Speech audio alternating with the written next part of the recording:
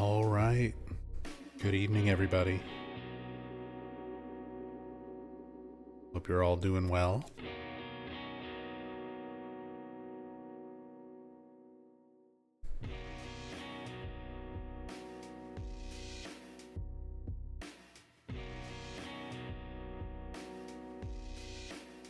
What's up, Pastry Fun Tube? Ancient Oleander, good to see you. AR Rodum. Pineapple CDN. Temporal Fry, hello. Toilet Raider. First time chatter, hello, welcome. What's up, Willboy? Hey, Legate. Hope you're feeling better. I'm okay. It's been a bit frustrating because I had a pretty good streak there of about 3 weeks where I didn't have any panic attacks. And then last Saturday, I had a panic attack. And then this previous Sunday morning, just a couple days ago, I had another panic attack. So I'm wiped out. I'm frustrated that stuff is happening again, but it is what it is. Still alive, still here.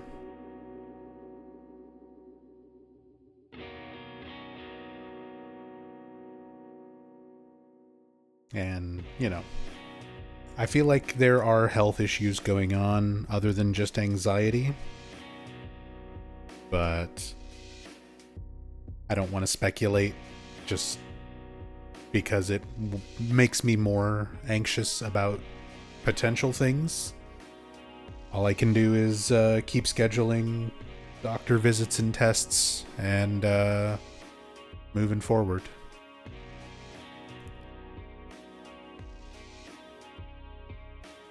Hey, Pablo.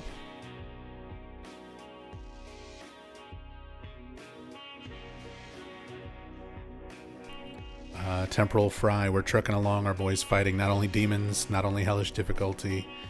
Nub's fighting health issues in order to provide us an awesome night again. Thanks for everything you do, Nub. We're happy to be here. You're very welcome, Temporal Fry, and thank you for the kind words. Yeah. It's a little more of a struggle than it ever used to be. Just getting on and streaming. I know, it's...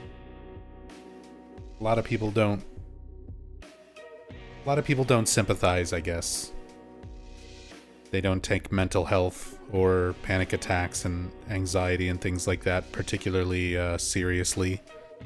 And a lot of people also don't take streaming as a job very seriously either. But it's stressful, it's mentally taxing. But, I'm here. I'm doing what I can do. And I'm glad there are some people out there who appreciate it. Even if it's not a lot, even if it's just a couple people, even if it's, relatively niche kind of thing that I do. As long as there's some other people out there who are enjoying it. It's still my passion, so I still enjoy it. That's what matters. Hey, Nora.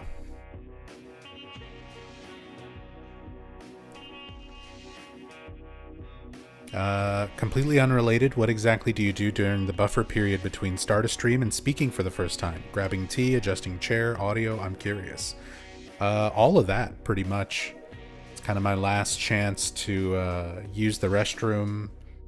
I haven't been drinking tea as much lately, just because I try and avoid caffeine, even small amounts. But yeah, I get my water, use the bathroom, stretch, because I'm about to be sitting for several hours.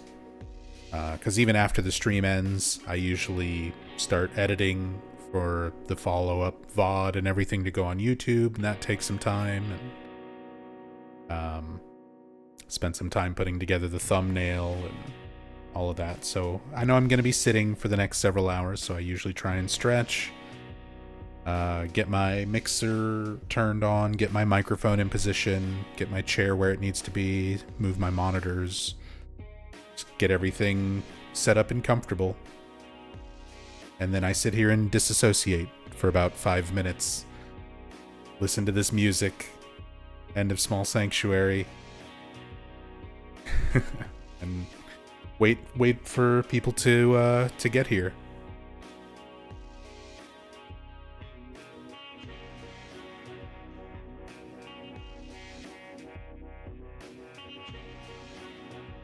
Thank you for the kind words, Oleander. Hey, Locomo. Evening, Tassadul.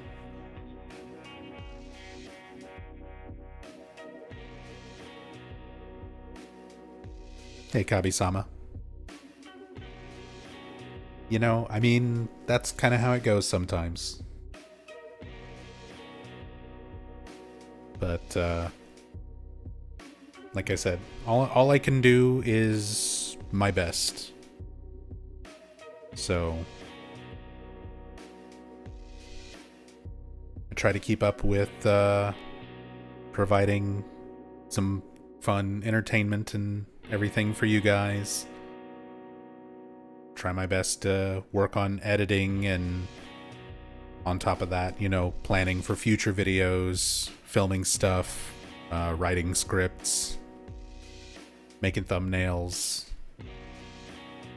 doing research. I still spend a lot of time on research, just looking up recent Silent Hill news and trying to keep up with everything as much as I can, try to learn as much about these games as much as I can, even off stream when I'm not actively playing them. And then outside of streaming and gaming and stuff, you know, I try to keep up with life, try and take care of my wife, I kind of do the cooking, most of the cooking and cleaning and stuff like that around the house, so taking care of the cats, all that stuff. But, you know, like I said, still alive. Got all my fingers and toes. Can still walk and talk and think. A lot of people have it much worse off than I do. So I just try to count the blessings. Not focus too much on the negative. It's frustrating. The negative stuff is frustrating. Because I just want to have my life. It's fairly simple.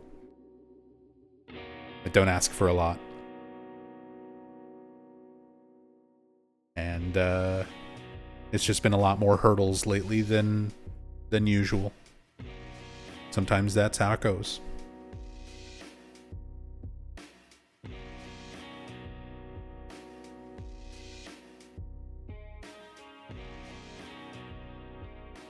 Ikizam. Brakauto. A non-woven.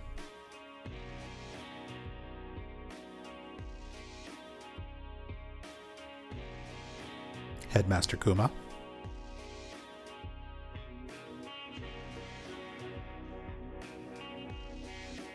Know how that is with preparation for sitting? Job involves long distance driving. Imagine most people don't think about it unless they do it plenty, yeah.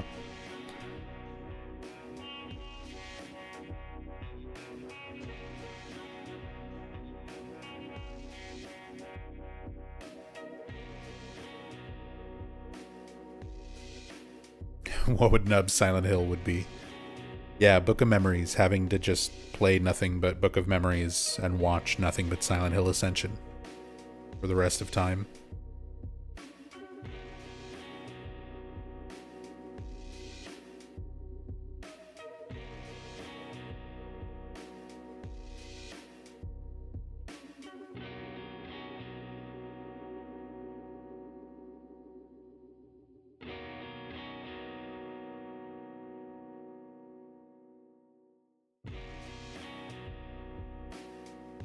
Old Boomer would have a heart attack if he heard that you stay in the house cleaning while your wife goes to work. Funny how life flips around.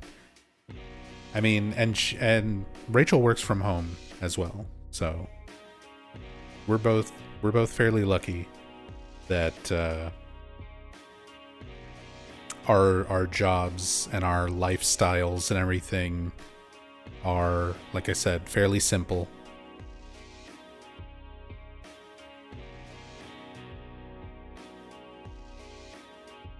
But her job is definitely like 100 times more stressful than mine.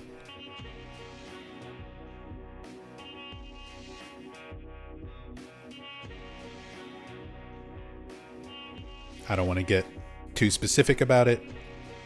That's not my position to do.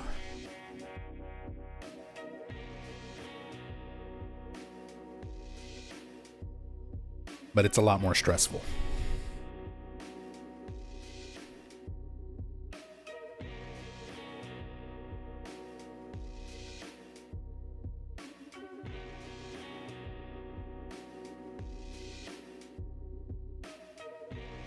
Even though people have it worse than you, doesn't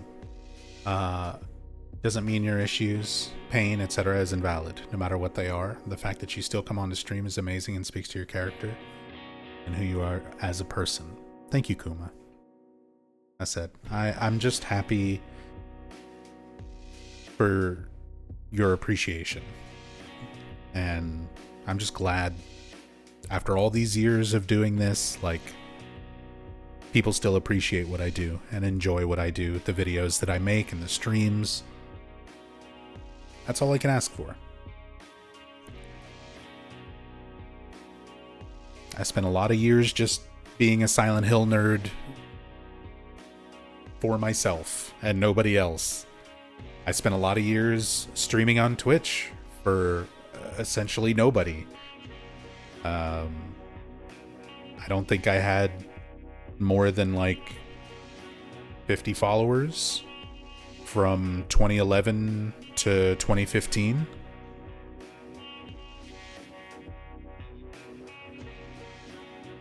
And then 2015 is when my channel really kind of started getting noticed.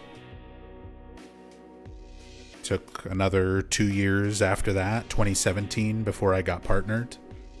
And that was back before the affiliate program and stuff like that to help people get partnered. So it was a lot more difficult kind of building up that community. And like, I've just always kind of focused on doing my thing. There's a lot of things I probably could have done if I wanted to just be like a big streamer or, you know, whatever. And I've declined a lot of offers and refused to work with a lot of other people and stream particular games just because they're popular and that kind of stuff, even though it probably would have been very good in terms of growth. But I'm not like that. I'm not good at kind of doing that. I just want to do what is enjoyable to me, as selfishly as that is. And Silent Hill is kind of my obsession and my comfort series. I've loved learning about this series for a very long time, and I like sharing the stuff that I learn. That's pretty much it.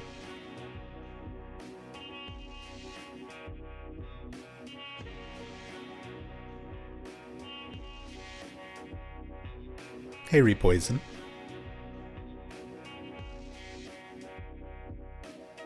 Hey, what's up, Ram Ranch Survivor 69? Got here just in time. Yeah, we're still yapping. We haven't even started yet. Good timing. Good to see you.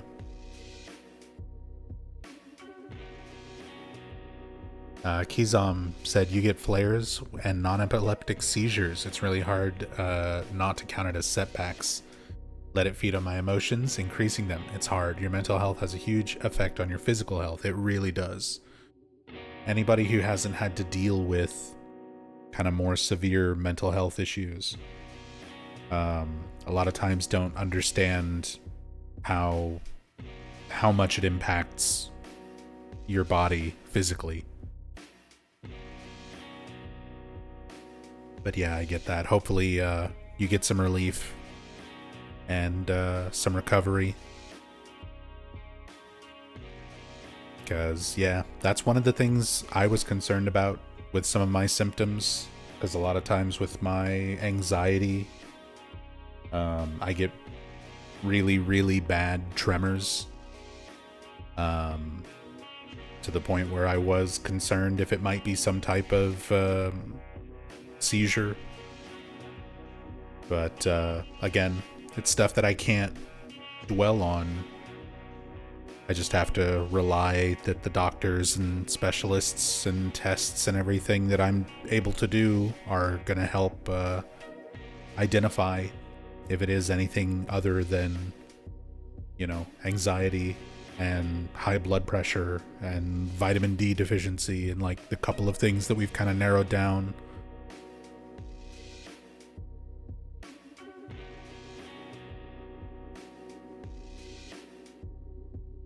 From a garage in Texas, yep. From an unair-conditioned garage in underneath an apartment in Texas is where I started my streaming journey, and where it was for many years, the first several years.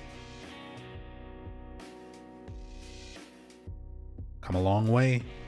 I'm married, got a wonderful wife, got our nice little house, got a designated room, air conditioning to stream in. And a lot of that is thanks to you guys, and thanks to Rachel's hard work over the years.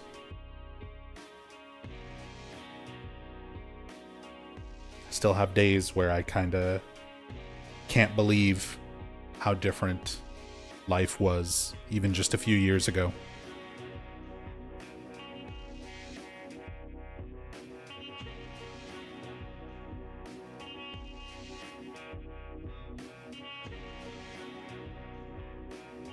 Love your content, Nub. Problem for me is that I live in Scandinavia, so times are always late for me when you stream. Yeah, unfortunately. That's just kind of the nature of streaming live and time zones. It's always going to be a bad time for somebody. So, yeah, I stream when I can. I go live when I can.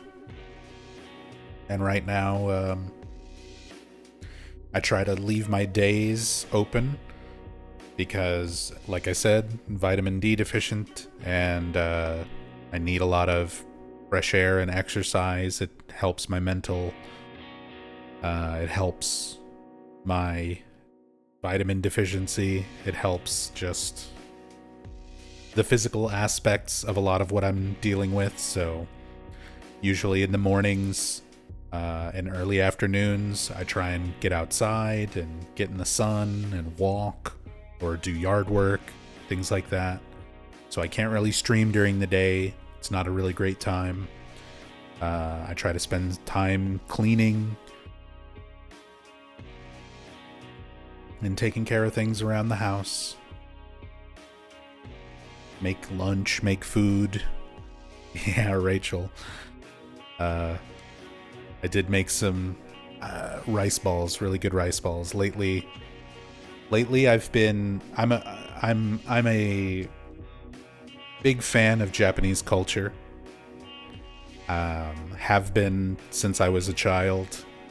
I've taken several trips. It's been many years, but I've taken trips and vacations to Japan, and spent many years doing my best to learn Japanese without any formal classes. Some online tutors at one point, but a lot of self-taught through textbooks and online programs and whatever I could get my hands on. But I'm a big fan of Japanese culture and history. And lately, that's kind of been one of our things that helps me calm down when I'm feeling anxious, especially when my anxiety was like at its peak back at the end of March and throughout early April, where I needed to like completely step away from everything for a while. One of the main things that was a source of comfort is the YouTubers who do walking tours of Japan. So it's like no commentary or music or anything like that. It's just somebody with like a GoPro on, walking around different districts in different parts of Japan. And that's kind of been one of those comforting things for me, because it's also familiar places that I remember from my trips and my time spent there. And just, yeah, it's nice seeing that sort of stuff and just kind of hearing all the environment sounds, and it's relaxing for me. So my brain has kind of been in Japanese mode lately. I guess in some ways we're also getting prepared for Silent Hill F, hopefully later this year. But I've been making Japanese food and stuff like that again. So yeah, rice balls, onigiri. I've been doing onigiri and stuff lately. So today I did some cucumber and carrot marinated in rice wine, a little bit of soy sauce, low sodium soy sauce, and some Thai chili spicy tuna, and made onigiri with that. They came out really good. Got another like 10 of them in the fridge to last us for the next week.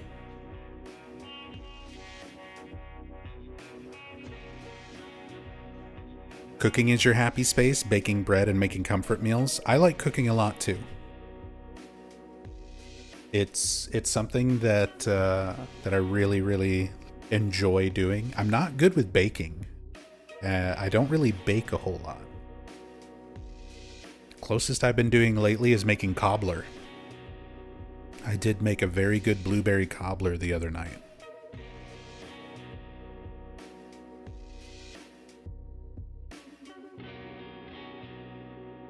Because Rachel's parents just gave us a whole bunch of fresh fruit and produce.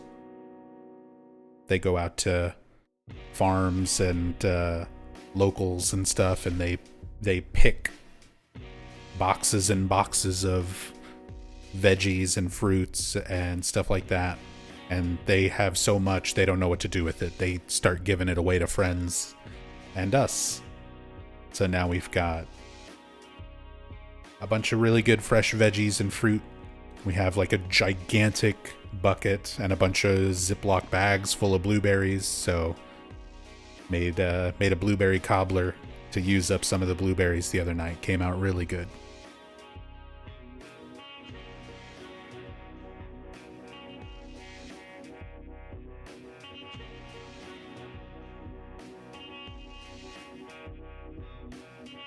Hey, Hirimi. Hope you're doing good, man.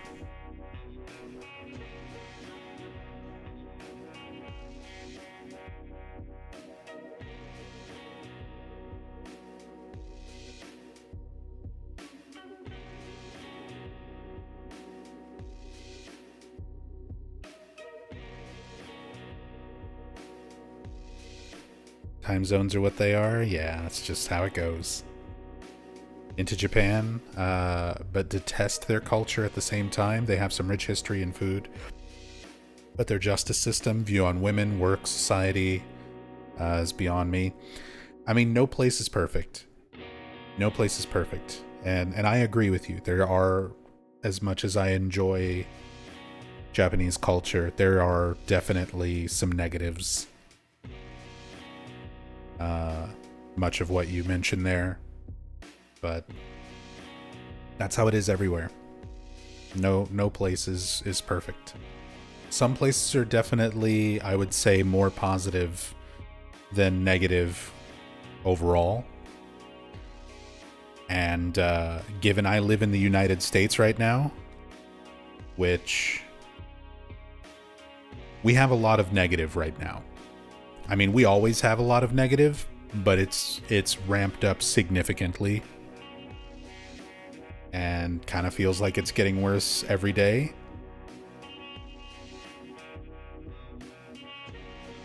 So, yeah.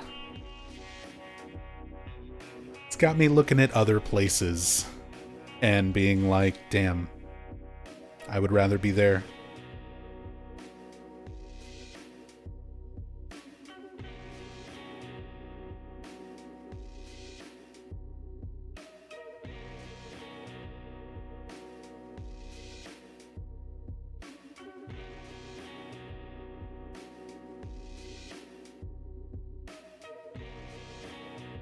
Humanity isn't perfect. Just like the Silent Hill series, some cherry picking is necessary for a good experience.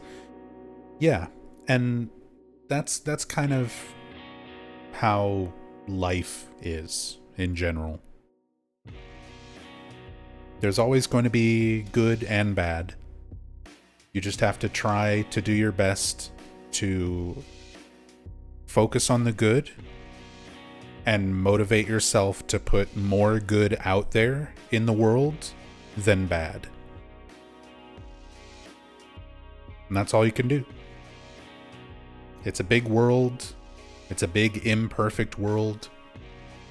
But we are all still just individual people. We are sort of little worlds unto ourselves as individuals. So it's up to us to just try to put more good out there than bad.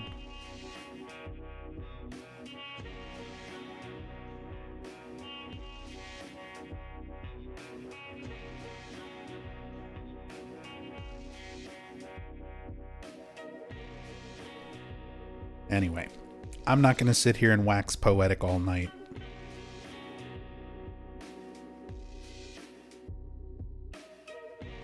I'm ready to get to some Silent Hill 2.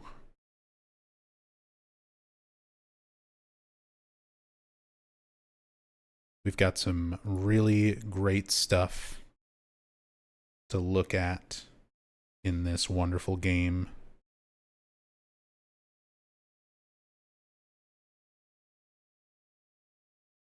We are now in Otherworld Brookhaven.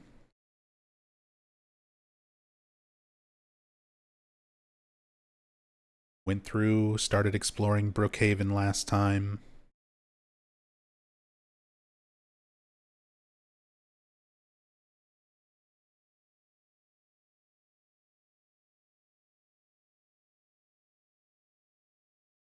But the hospital has shifted to its Otherworld variation.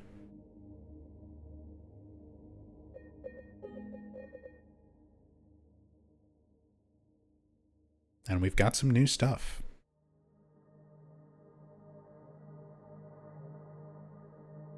So today is part 12 of the ongoing Silent Hill 2 Remake Cam Hack series.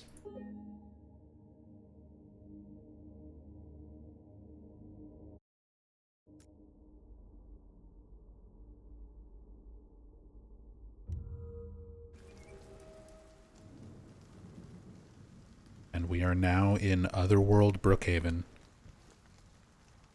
Hopefully everything... We had some issues at the end of last stream with our internet. We do have some bad weather kind of intermittently rolling through our area, so just like in Silent Hill, you can hear the rain falling outside. The wind is blowing, the rain is falling. In fact, let's look out this window a bit. You can see the stars. Even though they are a static texture that exists just sort of on the outside of the building.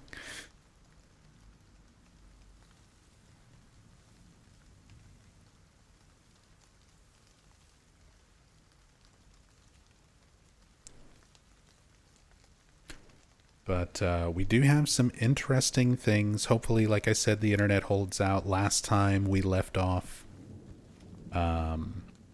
Maria is no longer walking around with us.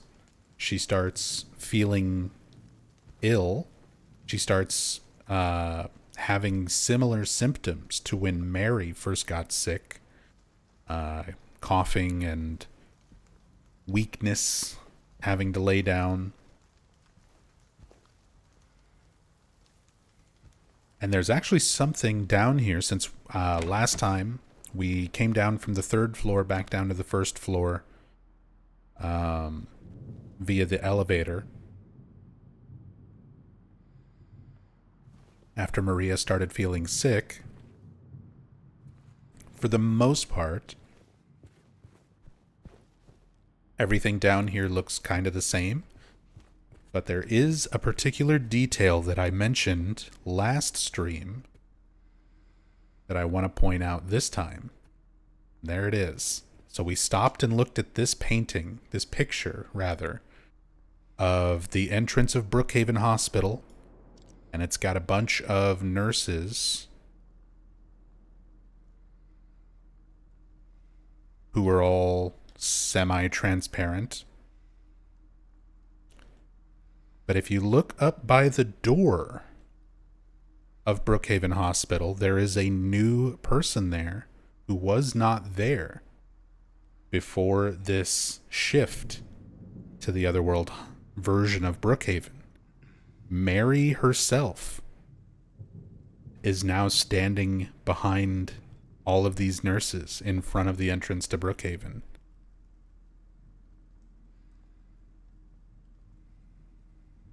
So this picture literally changes once everything goes to the Otherworld, and Mary is now visible in the picture.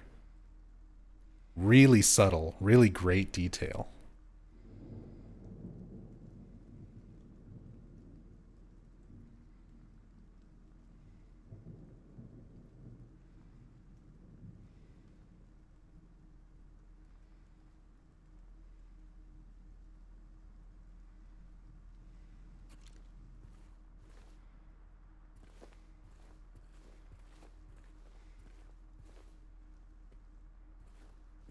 And yeah, I'm pretty sure even these other photos and things like that, like these don't appear to change from how they looked previously. But just to be sure,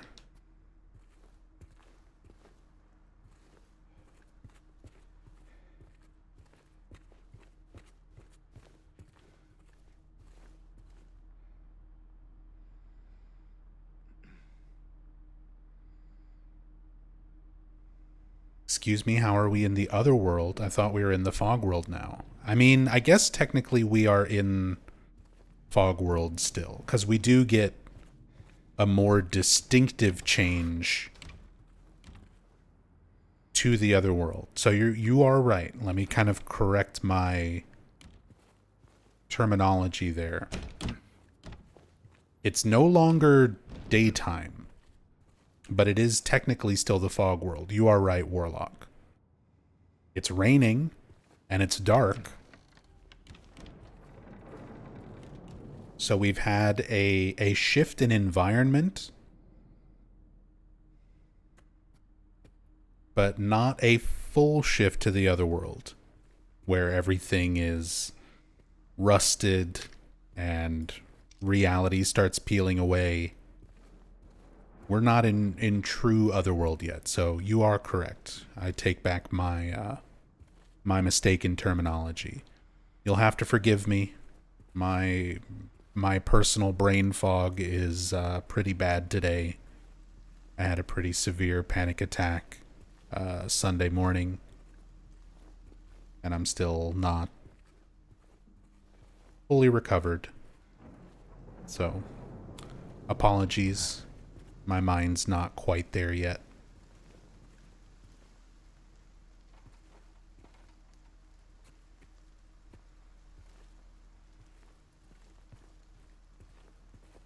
Yeah, a lot of the posters, pictures, things like that in the environment, all of this is still the same. I like how just this one picture changes to include Mary. Out of all the assets and everything down here.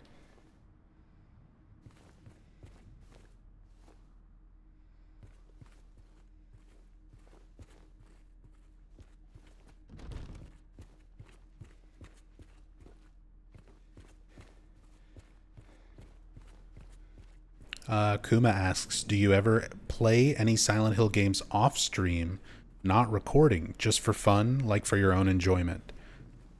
It's been a pretty long time since the last time I did that. I still play a lot of Silent Hill off stream, but it's usually with a goal in mind. Like lately I've been playing a lot, like multiple playthroughs of Silent Hill 1 that have all been off stream because I'm recording footage for the Silent Hill 1 iceberg that I'm currently working on. So that's required like playing through the North American version, the PAL region, the Japanese region, to talk about some differences between them. Next Fear to show some New Game Plus content. But yeah, I still play a lot of Silent Hill when I'm not streaming, but it's usually for a purpose. It's for like a video that I'm working on or something that I'm researching that I'm checking the validity of, that kind of thing.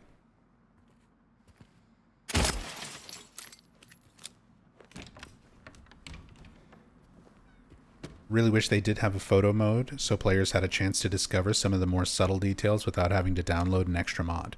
I agree. I definitely agree. A built-in photo mode for this game would be really, really nice.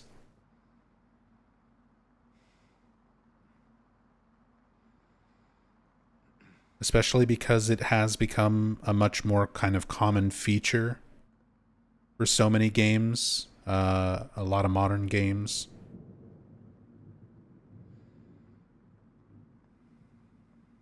For example, I was recently playing and finished the Final Fantasy VII Rebirth, part 2 of the Final Fantasy VII Remake. And I was doing similar things with the photo mode in that game because there's a lot of cool details and really neat stuff.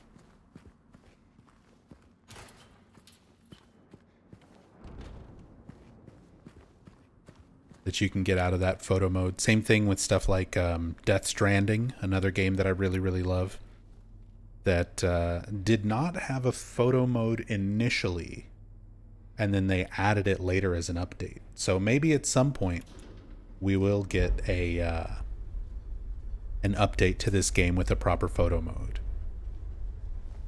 Maybe, maybe not.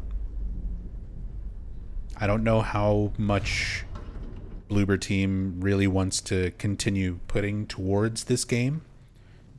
I know they're working on many other projects at the moment. They were working on Chronos: The New Dawn, their new original title, which is going to be coming out relatively soon, I think. And they've got a bunch of other unannounced projects that are in production.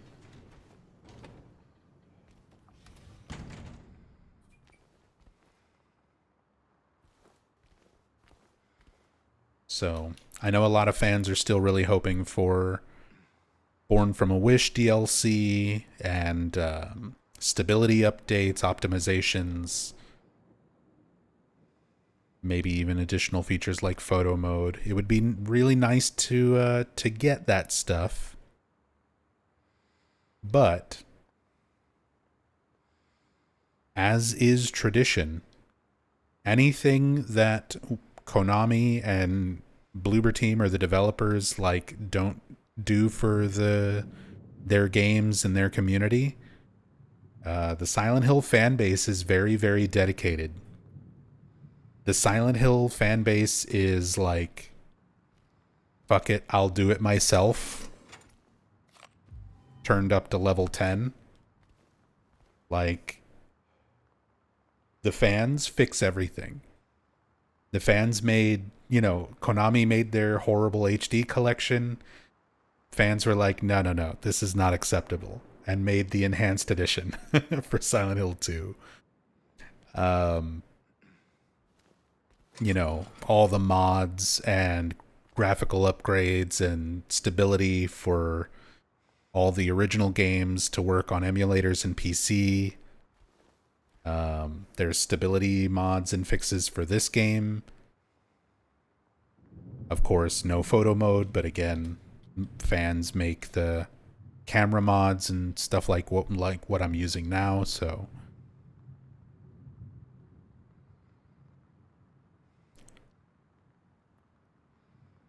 fans absolutely for the Silent Hill series, like if we don't get something officially, there's a decent chance that fans will be the ones to make it anyway. Very, very dedicated fan base for this series. I'm happy to consider myself a part of it.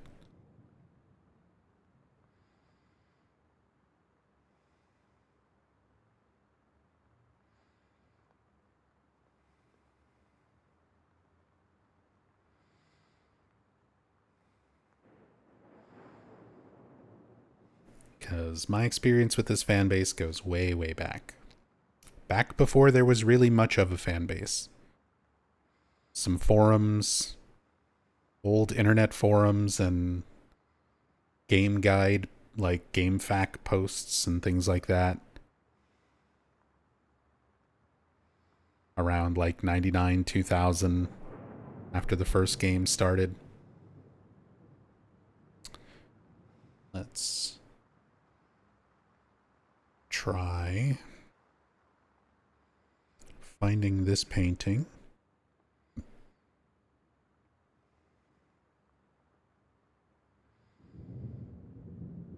That looks fairly similar, but not exact.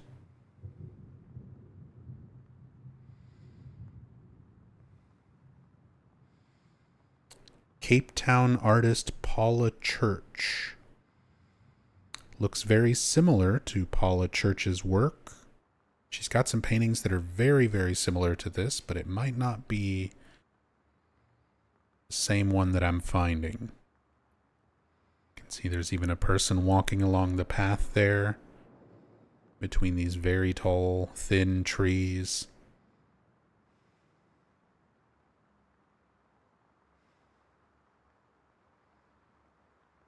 Can be difficult to tell sometimes. Some of these are Bloober Team originals, but a lot of them are paintings and things that actually exist that Bloober Team just took and used as a texture or slightly edited.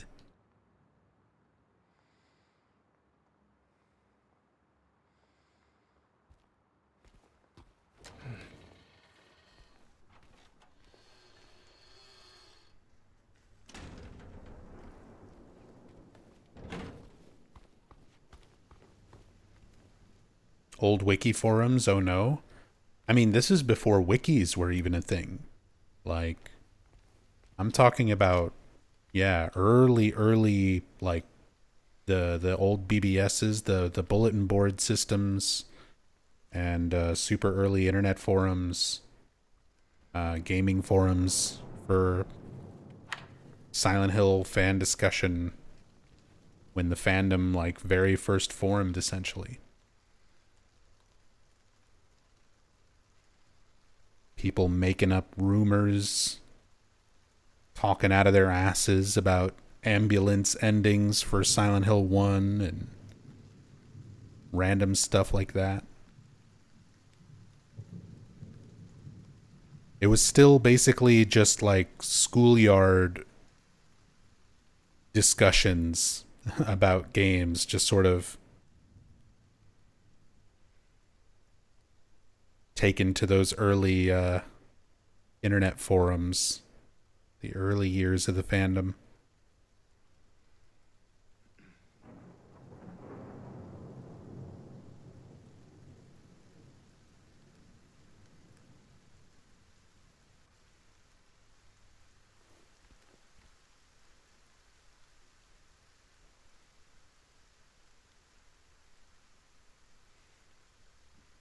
Let the game world play. Just want a nice shot of this window.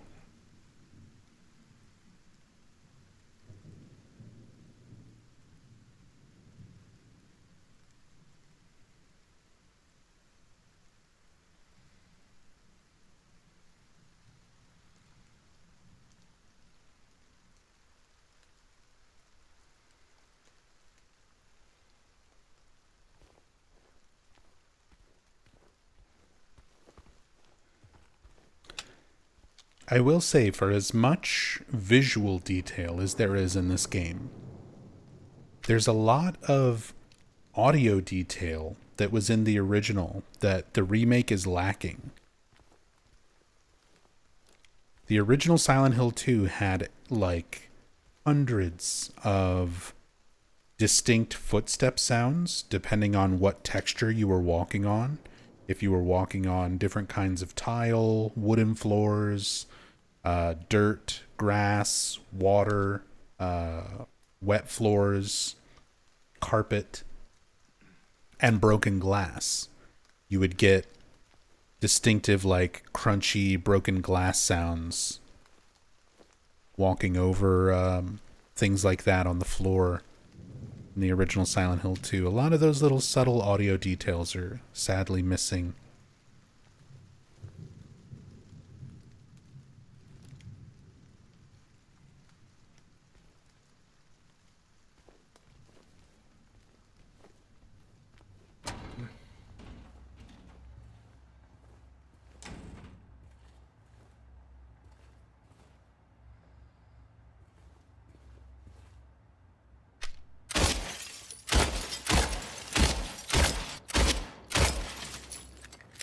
I'm shooting out all the mirrors and glass,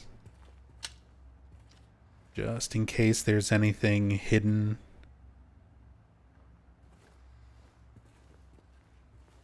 Since we found a hidden painting behind one broken thing of glass, justifies having to check all of it.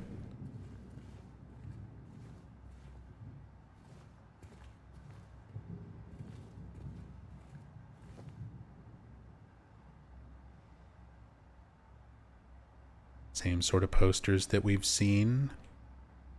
Anxiety, find peace and happiness with the puppy.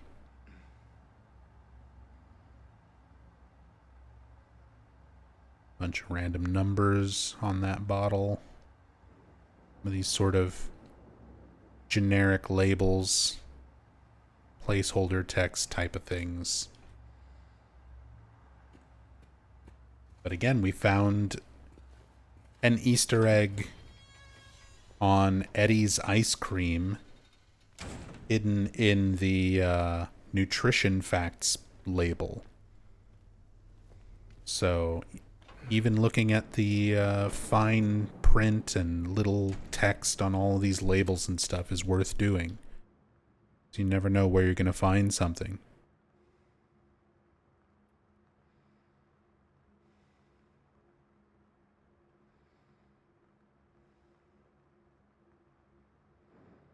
Painting just looks like a bunch of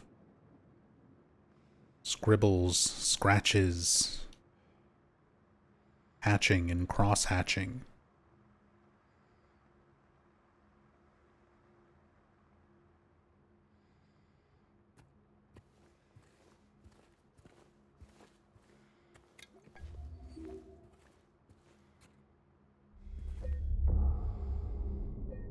Save it just in case our game decides to crash out. Sometimes we go clipping out of bounds and sequence breaking. Ooh, look at the red glow of the window from outside.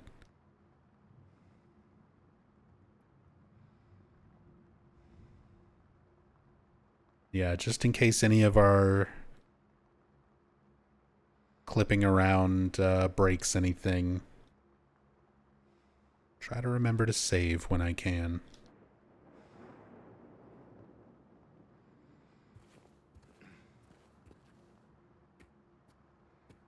Similar to the apartment mattresses, it's not as defined in this one here, but these sort of vaguely human-shaped stains on the beds. Very eerie.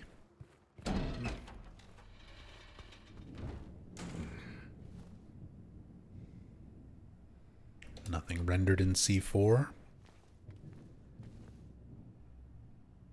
Take care of what matters most, leave the rest to us.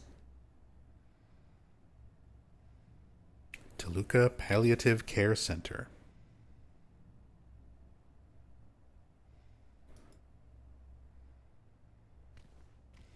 stuff very relevant to James's mind, his memories.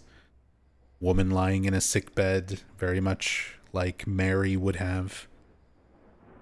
All the nurses have their faces scratched out, kind of foreshadowing the bubblehead nurse creatures.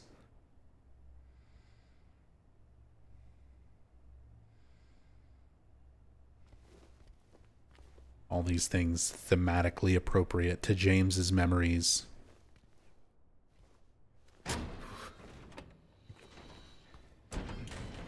And then the room where Maria herself comes in to lie down.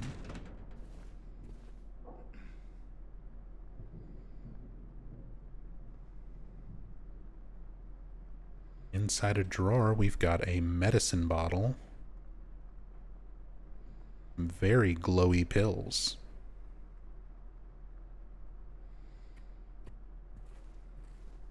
Can't even open that.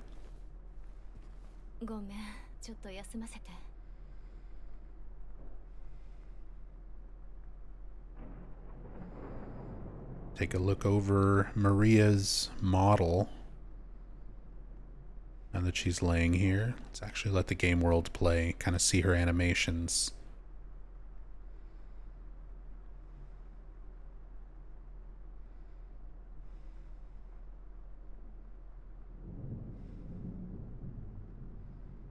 The sort of eyelid fluttering, one eye closing more than the other.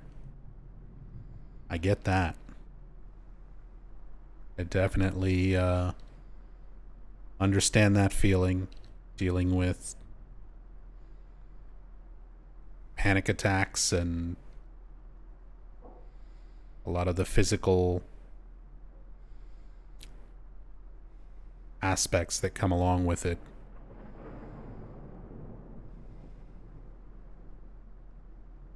Having been dealing with things similar myself, I definitely understand this. Been having issues lately with laying down. My heart rate will level off to like a normal rate, and then I'll lay down and it'll just randomly spike to like over 100 when I'm trying to rest. Usually happens for a week or so after I've had a bad panic attack before it sort of goes away. Look at her nails, yeah. Still got the nails done. Still got these little details where they're sort of chipped on the very ends.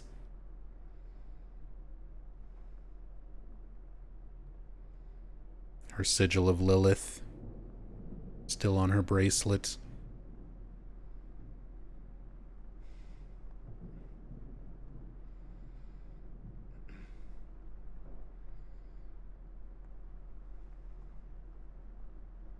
Little mole on her neck. Nice little detail. One of those types of things that Takayoshi Sato talks about in the making of Silent Hill 2 documentary. Not this specifically, but imperfections to make characters seem more realistic. They specifically modeled Maria and all of the characters in the original Silent Hill 2 to have imperfections, just to make them seem more real. And Bloober kind of kept that design philosophy in mind, it seems.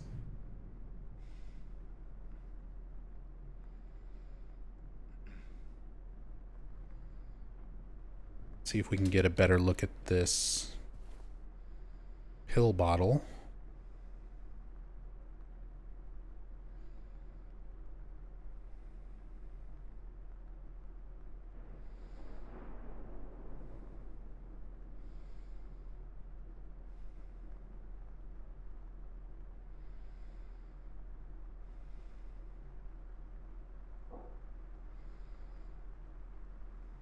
course, it's a very blurred texture that we can't really make out, but we can definitely see white is part of that label there, the word white.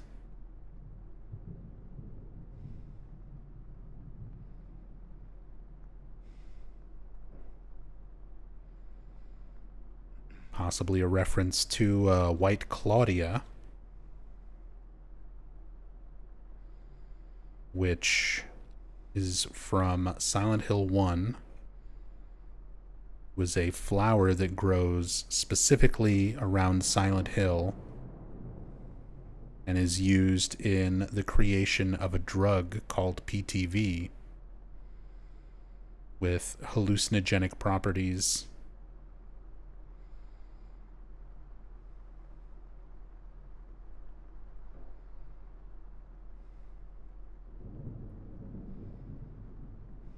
Very interesting detail to just kind of have hidden away in a drawer here that you don't even interact with normally.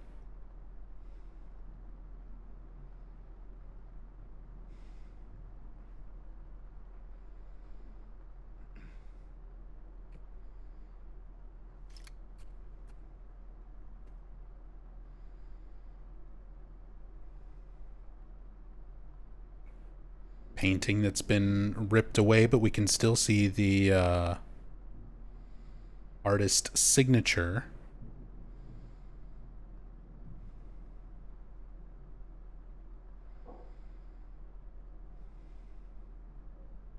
Which we've seen some other artwork from that same artist earlier in the game.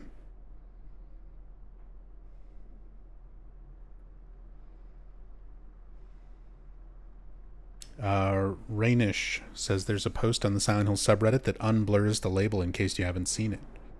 Really interesting. I have seen it. Let me pull up my notes so that we can kind of compare that information to what we can see.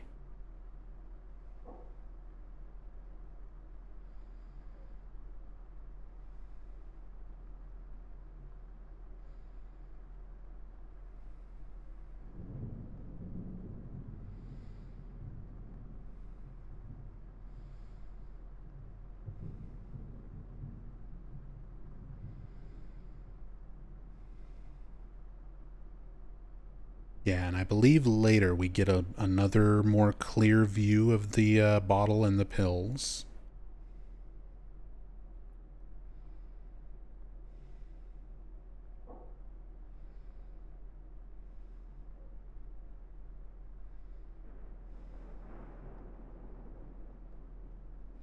Not of the label itself, but sitting out in the open rather than hiding in a drawer like this one.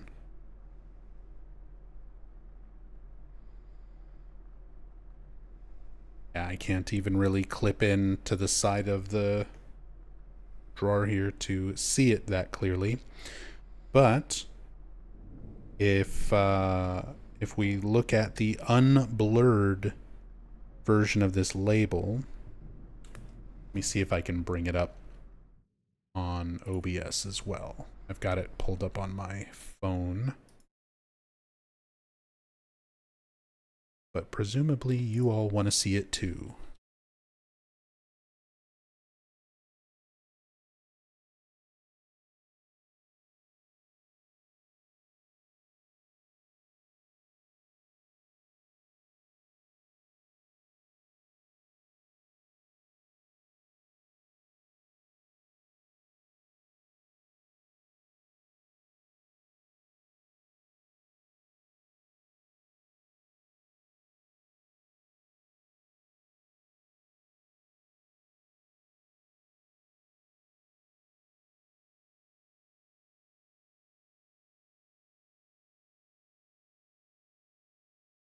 That's the label that is unblurred. So you can see the prescription is for Mary Sunderland.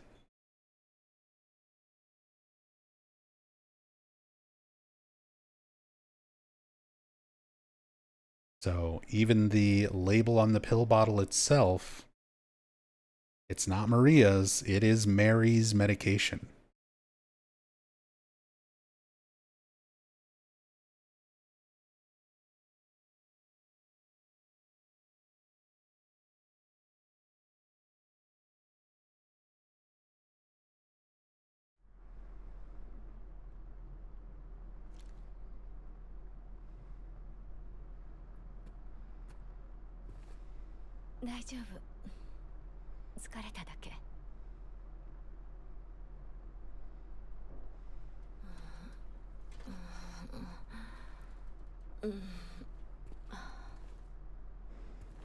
And we can get some extra dialogue from Maria until this point where she just rolls over onto her side. Quit shining that damn light in my face.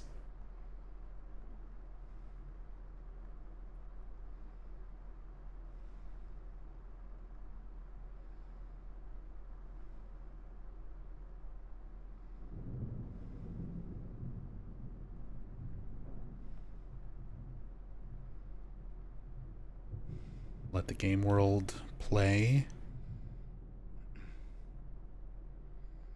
See if there's anything unique from this perspective. Don't normally get to see her face or anything once she like rolls over, turns over. Curious if maybe she keeps opening her eyes or anything like that. Doesn't look like it.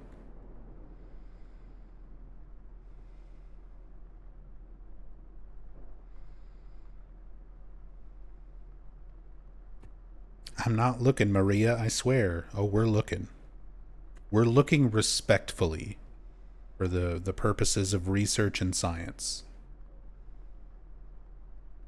Does interacting with Maria when she isn't in follow mode affect your ending? Yes. Basically, any optional interactions or even just staying near Maria will potentially contribute towards the Maria ending.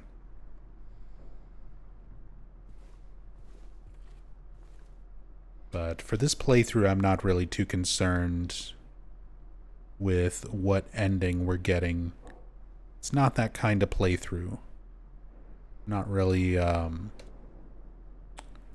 worried about that. Just want to go through slowly, take my time, look at all the details. And whatever ending we get is what we'll get.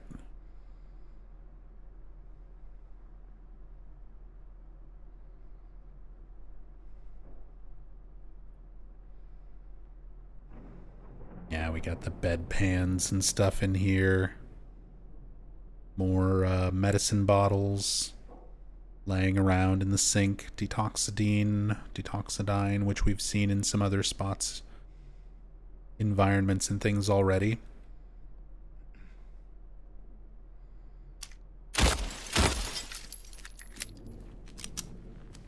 And look, she doesn't even react to me breaking stuff anymore. Especially right now.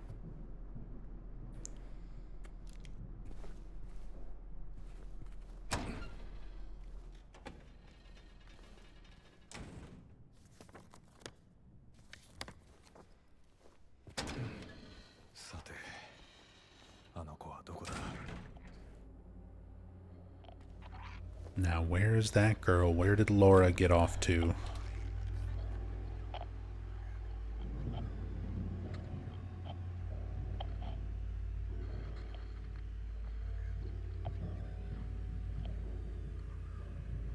Spectrum.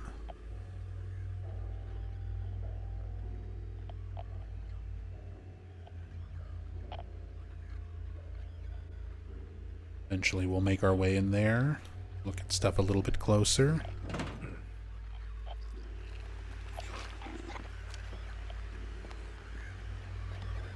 But for now, we've got our first new enemy in a while. Let's let this play, actually. The Bubblehead Nurse.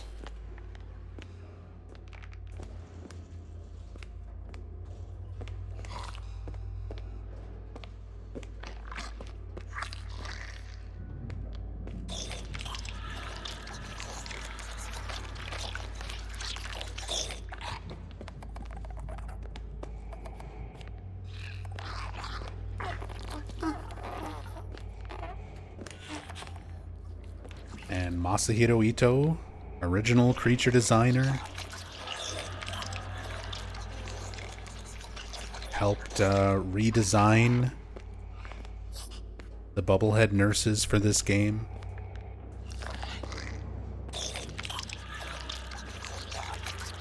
Got that classic Jacob's Ladder inspired head shake.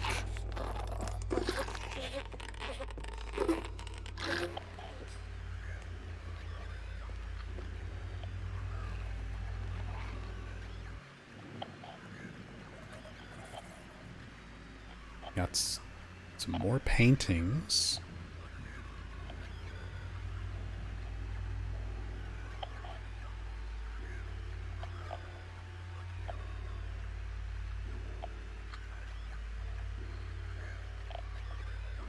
Let's try and reverse image search this one.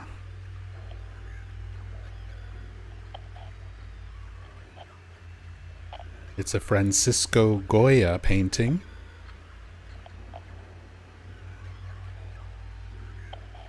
The Witch's Flight. Yeah. So it's been heavily edited.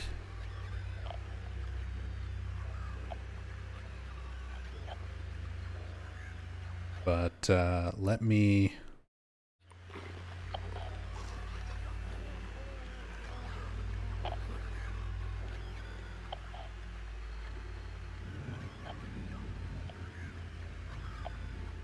Whoops. Pull this up for comparison.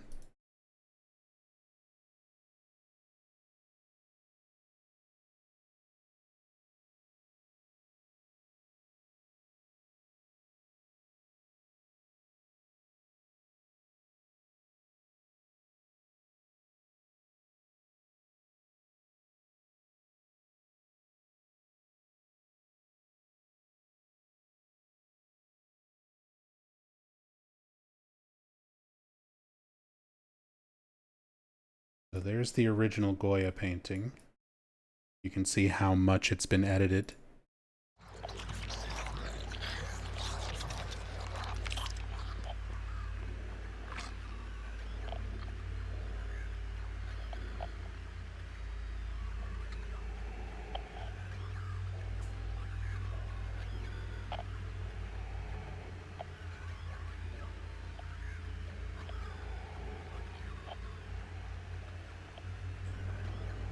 Very creepy with just the dark background. All the background characters, the witches flying above, have all been edited out.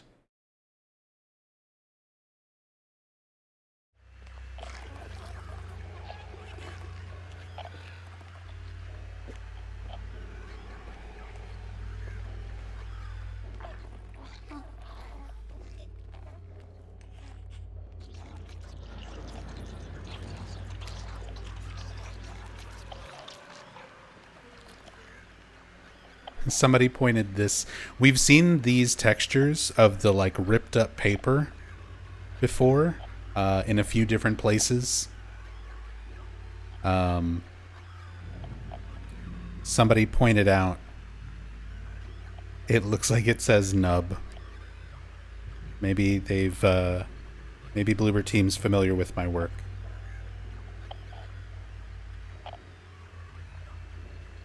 Maybe it's a reference.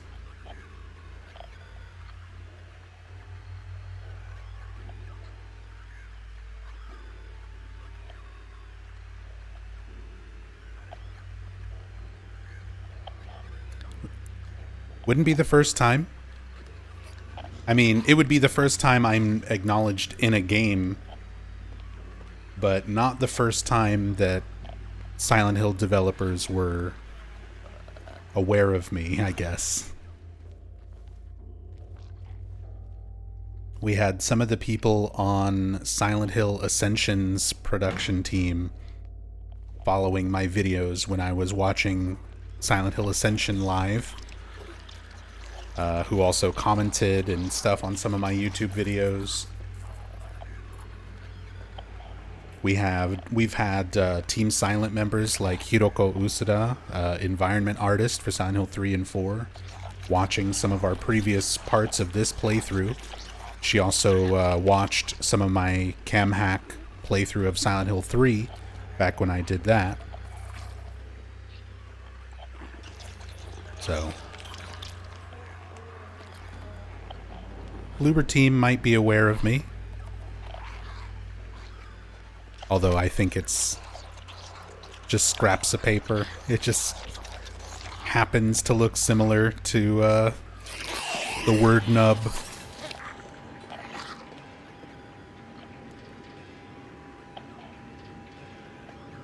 Let's get a better look at the nurse here.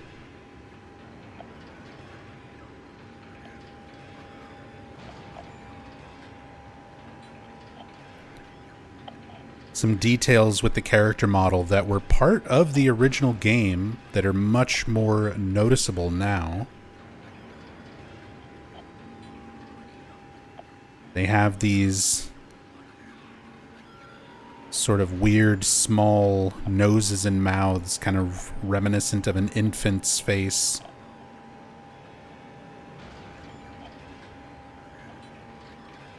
Some of these details that Ito had as part of his original design that just didn't really come through the PS2 models as clearly.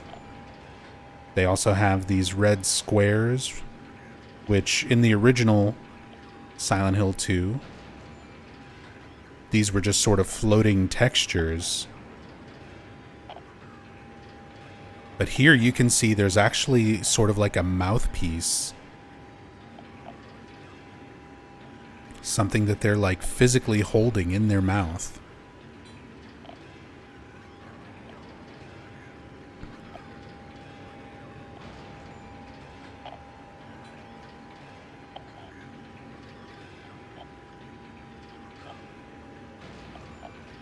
The heads themselves sort of looking like transparent.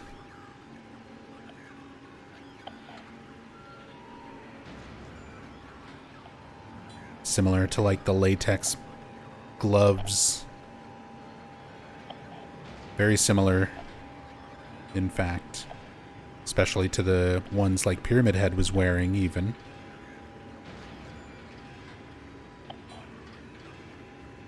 You have a name? No name on the name tag.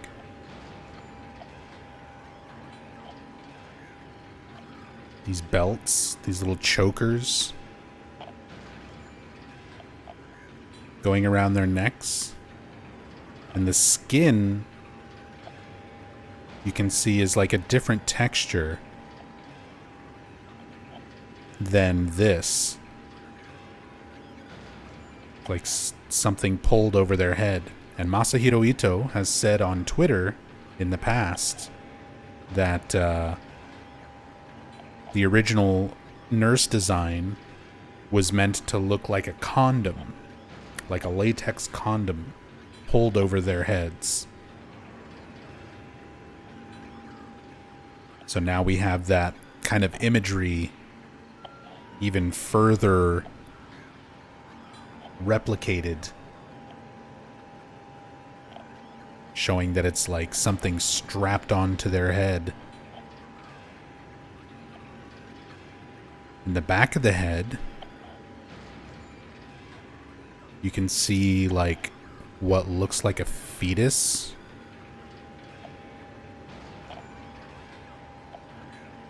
Sort of a baby shape.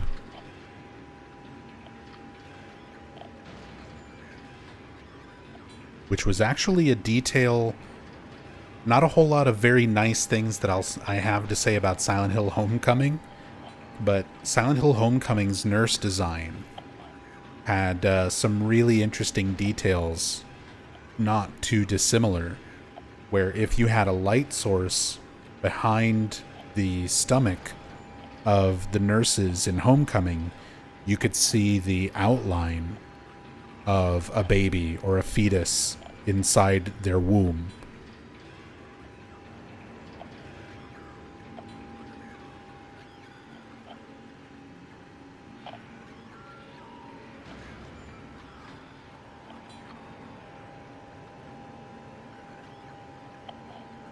Nubzombie, could you please repeat what you mentioned about the Ascension team commenting on your vids? Yeah, one of the producers. One of the producers for Silent Hill Ascension was watching my YouTube uploads when I was going through and watching Silent Hill Ascension live. They had commented under a few of those videos, and then later they had to delete them. I don't know if maybe he got into some sort of trouble or anything like that, but because he had also done an interview with a different YouTuber that got taken down and had to be re-uploaded like months later. So I don't know if he might have gotten into some trouble talking about things or commenting on things when he wasn't supposed to, but yeah, we actually had people who worked on Ascension watching my channel when Ascension was live. Do you remember what his comments were? You'll have to go back into my Discord and go through the Silent Hill Ascension channel and dig for all that. I unfortunately don't remember off the top of my head. The one comment that I do remember is he was talking shit about the segments during Ascension where they had a few of the developers sort of commentating on stuff before and after that day's scene would play out. And he commented that the quality of those segments was so bad that it was not professional looking to him, and that it looked like something a freshman year AV club would do rather than what was supposed to be like this big professional production. So even that particular producer was unimpressed with some of the things going on with Silent Hill Ascension. And that's why I'm assuming he probably had to go back and delete his comments and remove his interview and with another YouTuber and stuff like that. Oh, the gloves. Even the gloves are fused together very much like pyramid heads. All the gross stains and everything. The rips and tears in the stockings. You can see all the threading and stuff coming out.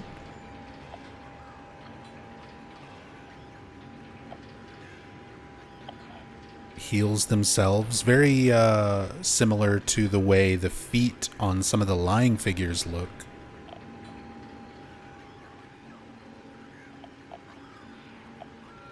What's in her mouth? Is that like a name tag? Did everybody just get here late and start asking about things we just finished talking about? It's not a name tag. It's a red square. It was originally a floating texture in the OG Silent Hill 2. For the remake, they have like a little thing, mouthpiece, that they're biting on. Sorry, I'm not going to repeat myself a whole lot. We're already going through this at such a slow pace. If you miss something, I'm just going to start saying watch the VOD.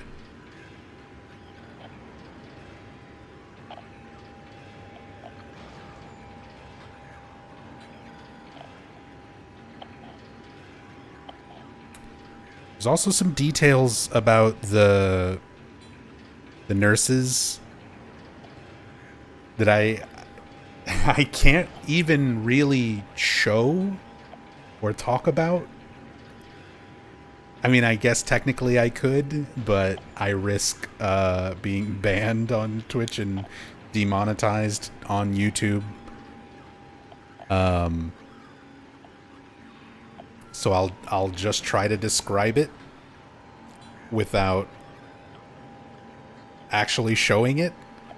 So when this game first released, these character models for the nurses had a fully rendered female body parts. Like, they were textured so that you could tell what was under their skirts.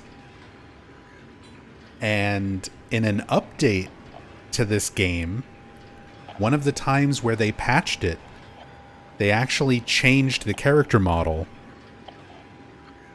to make it less detailed.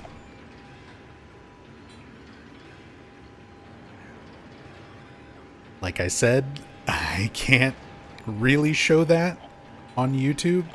It's out there on the internet if you want to look it up for yourself. Comparison images of what they changed. But, yeah.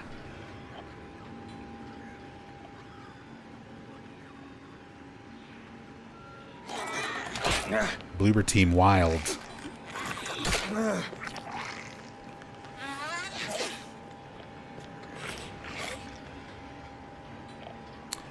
My Maniac, thank you so much for gifting a sub to Beat the Devil.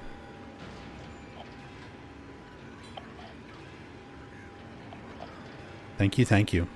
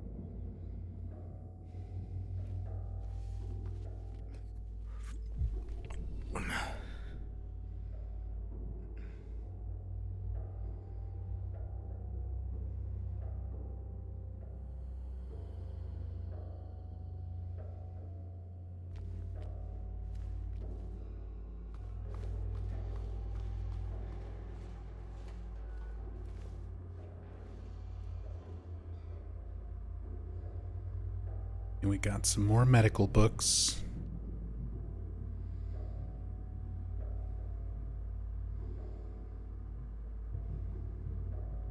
Looks like a lot of the same book textures and things that we've seen.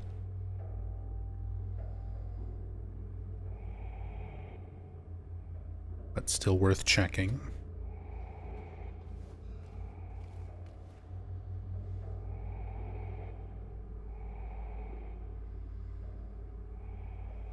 More of these edited pieces of artwork. These ones that are more abstract, I imagine, are going to be a little bit harder to try to reverse image search, but I'm still going to try.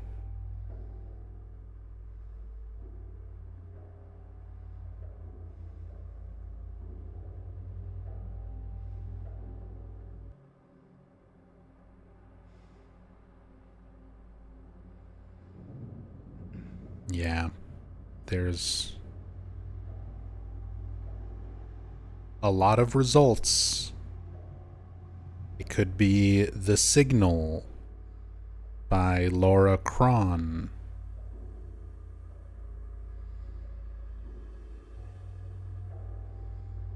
It could be Dazzling Water by Pat Steer. There's lots of this type of artwork out there. And because it's been modified by Bloober Team, it's going to be kind of hard to narrow a lot of that down.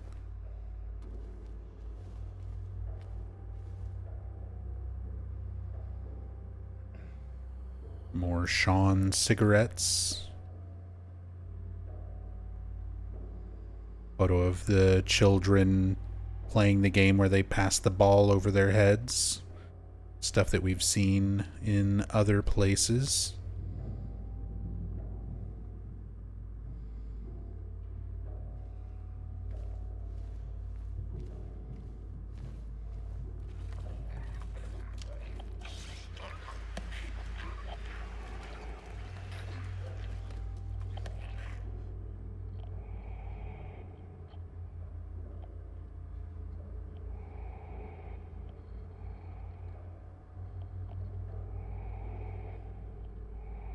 Tassadul said painting looks like one of Peter Balk. I mean, since we've already seen other Peter Balk artwork, that would not be too surprising.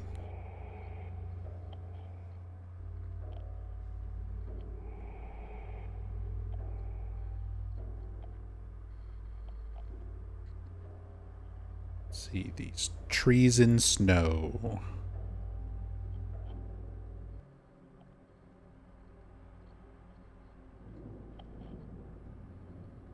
Again, so many very similar nature paintings.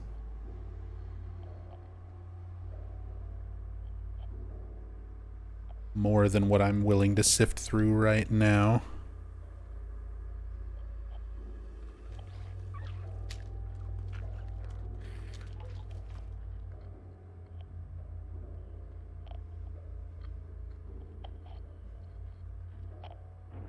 Bloody stains, slashed up couch.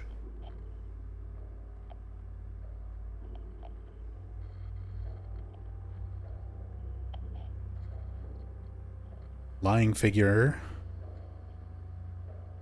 A couple of lying figures spawned in. Mannequin hiding back here. All these enemies. We just clipped the camera in here when we were in the hallway. And this room was empty. All these things just now spawning in.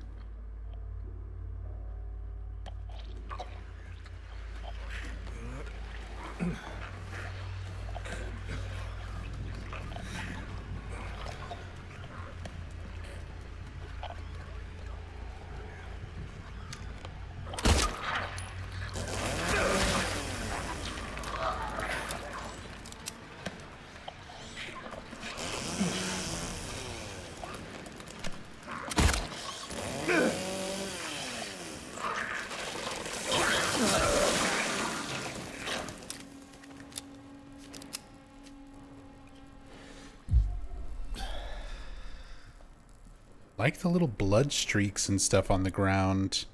Oh, and it just faded away. Little environmental details as the lying figures crawl around.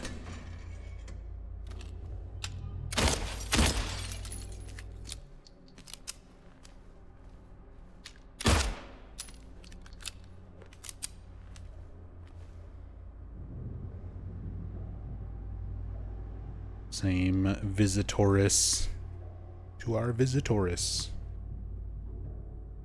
Same thing we've seen.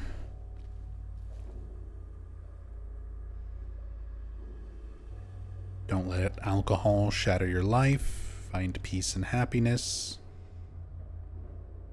Formaldehyde solution. Commonly used in the embalming process. If I'm not mistaken.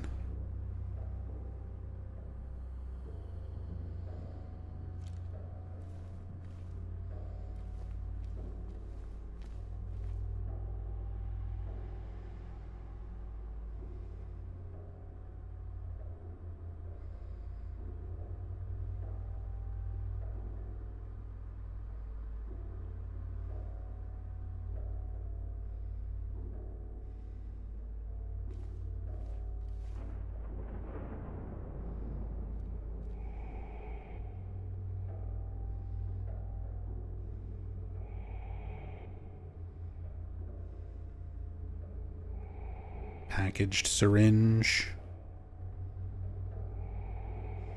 I think it's funny how James will not pick up these, like, sealed, clean syringes, but he'll pick up the rusted, gross ones and jab them into himself.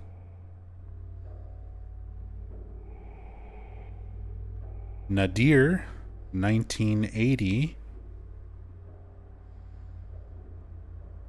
Set to channel 72.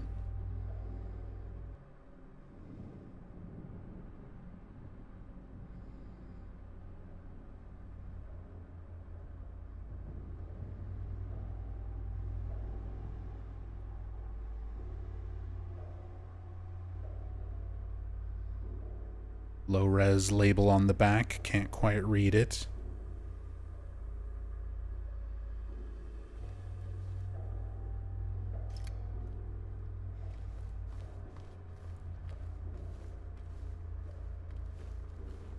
Please do not leave any personal belongings. More formaldehyde. That one just says Spectrum. Standard. Agiter something.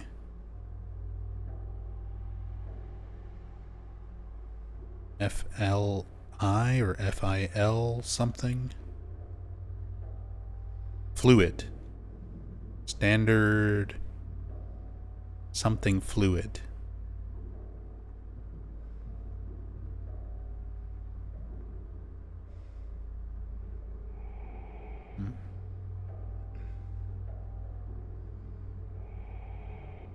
Arterial? Second letter after A doesn't really look like an R to me.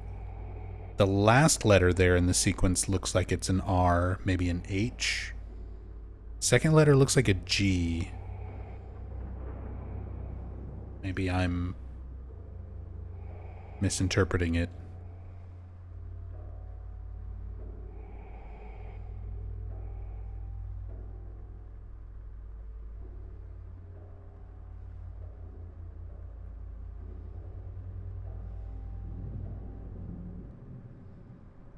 Is that fucking Comic Sans?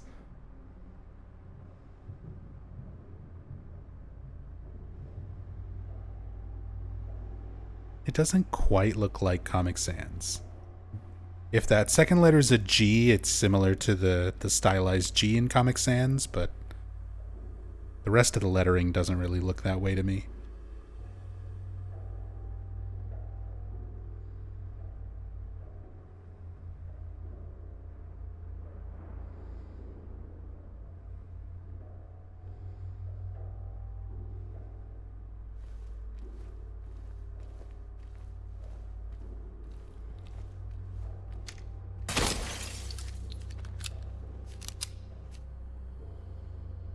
Shoot the TV just because we can.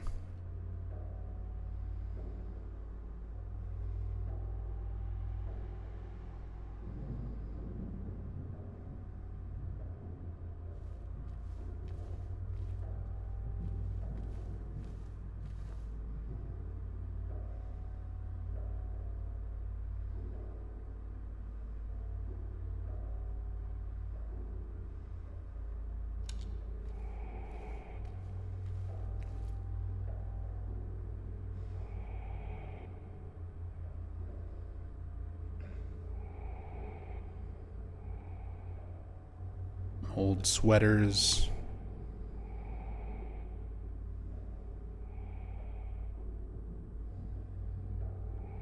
Some garments that are moth-eaten. Just like the Book of Job, like the writing in the bathroom, in the observation area at the start of the game. Maybe a bit of a stretch.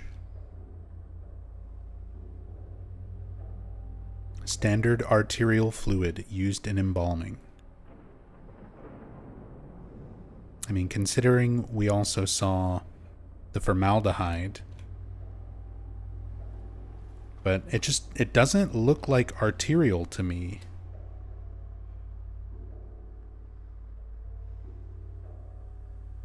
My brain does not register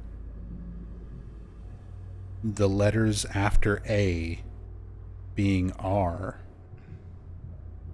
especially if it is arterial, because the last letter that's sort of visible right there to me looks like an R.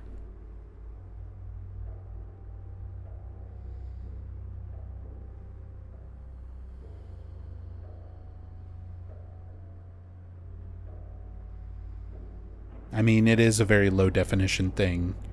Even this, where it says fluid, the U sort of blurs into the I. The L blurs into the I. So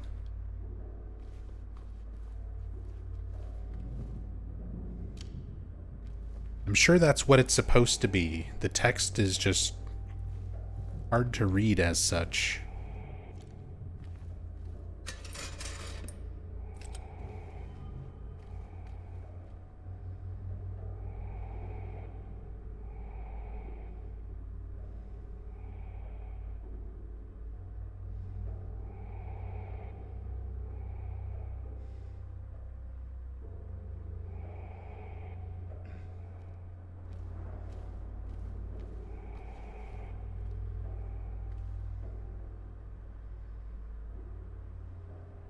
Some more stuff in a drawer that we can't open. That little electric schematic type thing.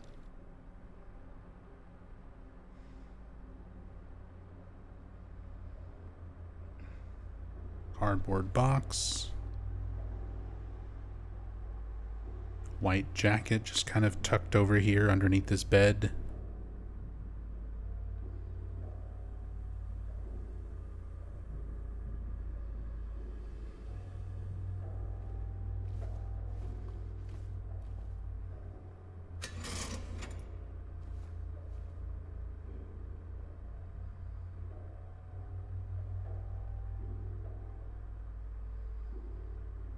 All the withering plants.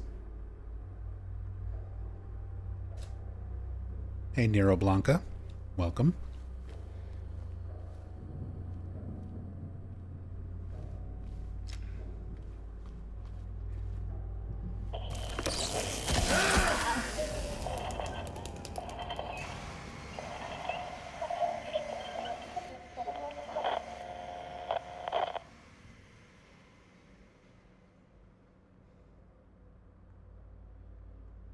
Get just a little bit of creepy audio coming through the intercom there. All the lights and stuff going off. FM comm.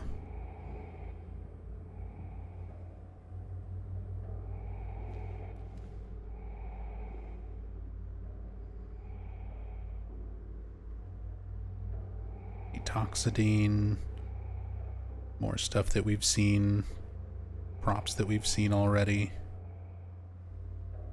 Sample cups.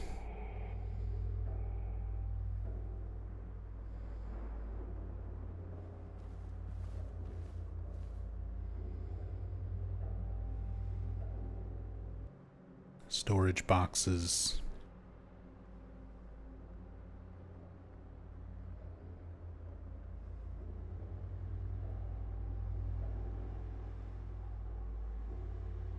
Towels. Surprisingly clean looking towels for everything else around here. We've got our classic environment prop, the box of cookie. Chocolate chip cookie mix makes 12 cookies. And macchia tea. Same labels and things that we've seen on the other filing cabinets.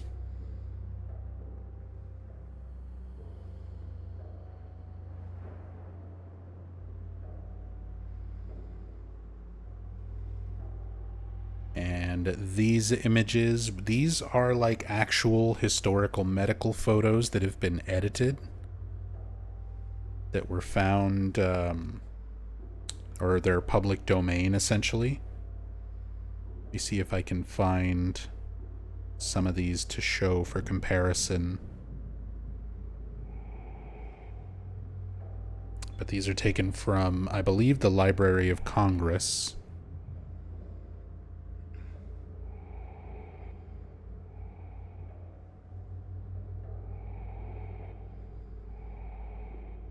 The first old-timey medical VR. So the device that's on the patient's head, that like plastic or black reflective cone, is part that's edited. That's edited on there to block the patient's face, sort of like the instrument and stuff that's blocking the two people in the back.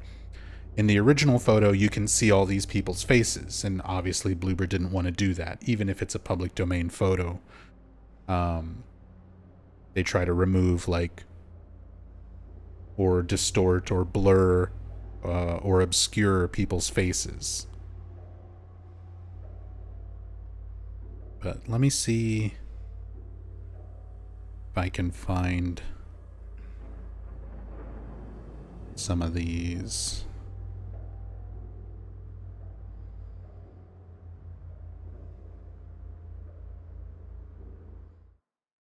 Give me one moment to pull up resources here to show you on stream.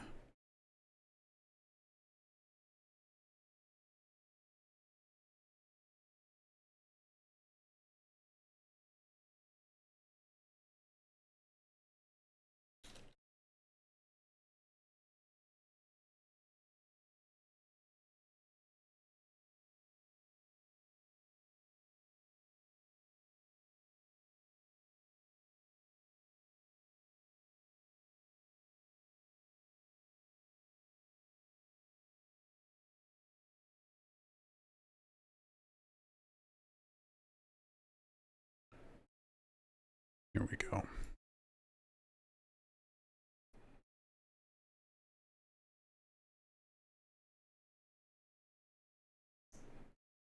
So there's the actual photo.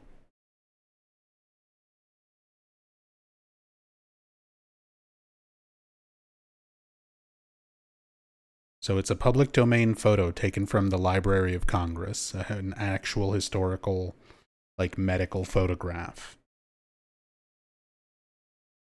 compared to the in-game edit. So we'll try and do like a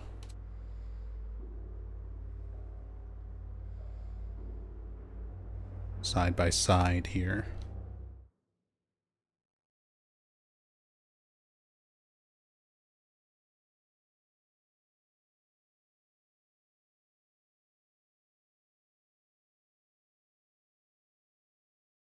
So yeah, originally you could see, you know, the doctor and the nurse in the background and the patient's face. And they just went through and edited to kind of obscure those elements and aspects.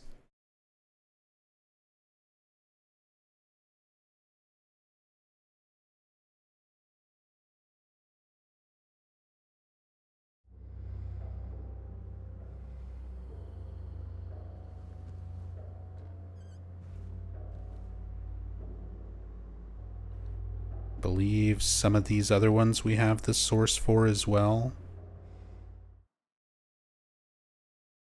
Blurred out woman.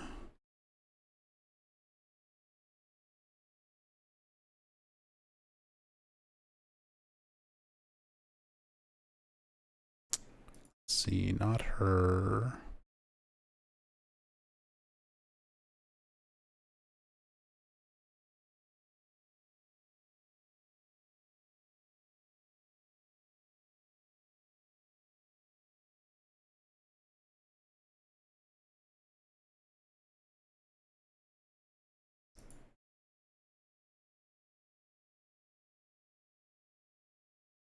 But let me grab these screenshots of the ones that have been found just so that I can pull them up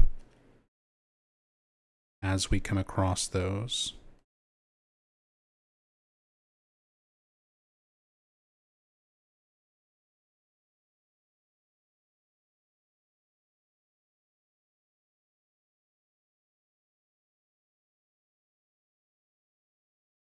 By the way, the title of the first one that we looked at,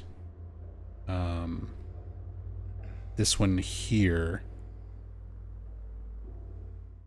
the real world version of that is called Dr. Blake's Hospital Radiography from 1914. So that's this one.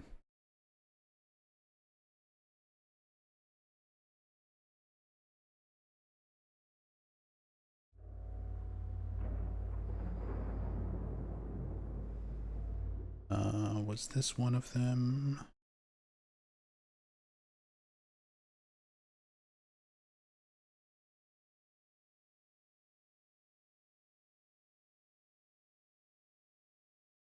Sorry, I know I'm pausing and looking stuff up a bit more than usual, but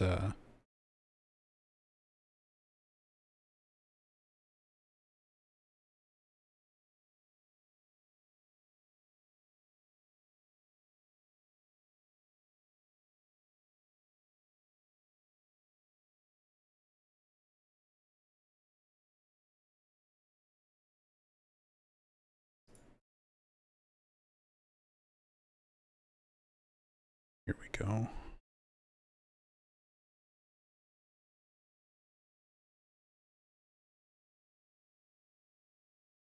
Here's the real life version of that. You can see again how much Bloober takes these sort of public domain photos and historical photos and paintings and things like that, and then just edits them into these different assets.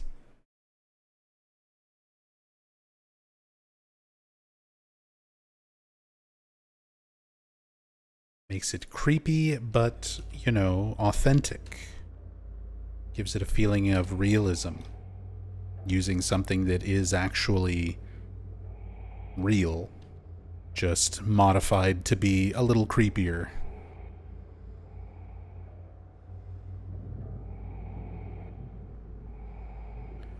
A bit irrelevant to the topic at hand, but wasn't there an interview where one of the devs mentioned that the fog world has a weird link to dreams? I mean, yeah, and a lot of that itself stems from kind of David Lynch uh, for the original games being his movies and things like Twin Peaks, which are often very heavily influenced by things that are dreamlike or aspects of the subconscious that Team Silent utilized in a lot of their imagery.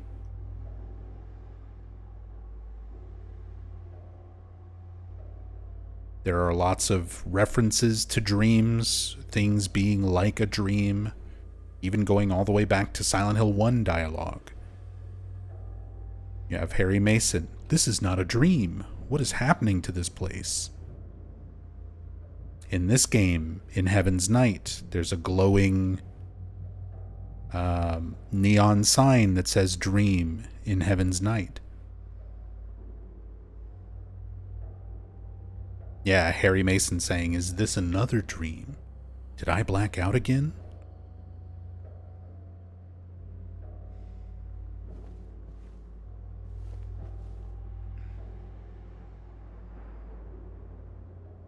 Even without developers, you know, any of the devs commenting on it.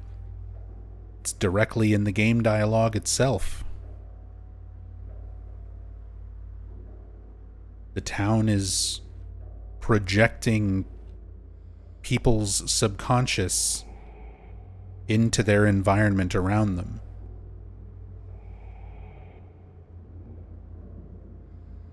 And what better visual equivalent of the subconscious do we experience as people other than dreams? Like, that I feel like it kind of goes without saying.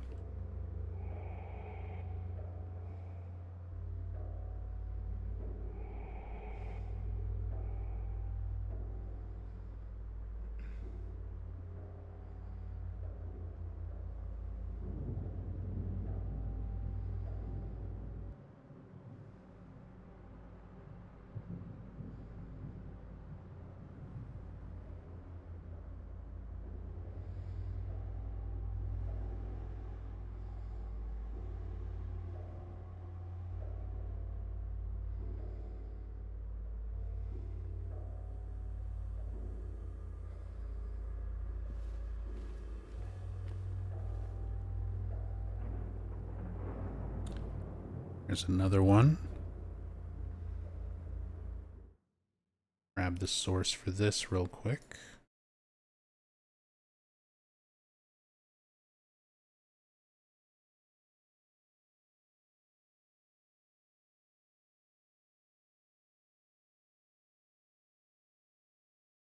Again, Bloober's sort of edited version on the left. in-game compared to the actual image.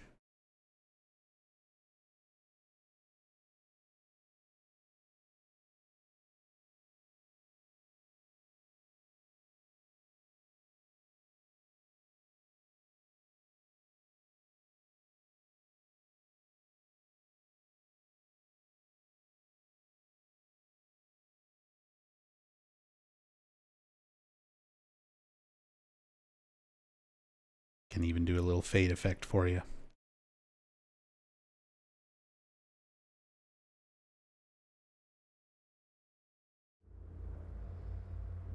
Adana, welcome back. Thank you so much for the 9 months. Much appreciated. Thank you, thank you.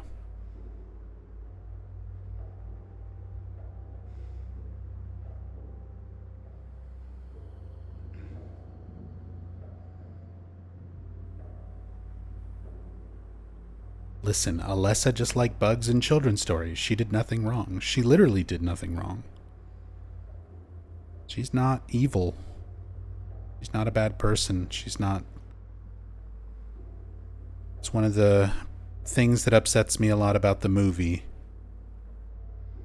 A lot of people sort of think about these games and the characters and stuff in the context of what the movie wound up portraying them as. Even some of the games like Origins, Silent Hill Origins, has elements of the like Alessa is this evil little girl type of thing. She literally did not do anything wrong. She's doing everything she can to try to stop the other world, to stop her mother, to stop the ritual. Even if it means sacrificing herself. She just wants a peaceful death.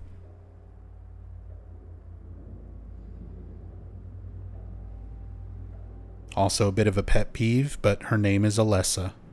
So many people misspell it as Alyssa, A-L-Y. It's Alessa, A-L-E.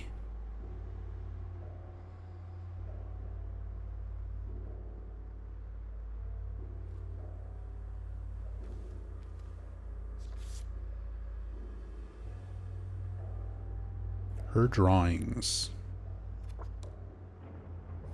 Another one of our photos for the 2 decades Easter egg.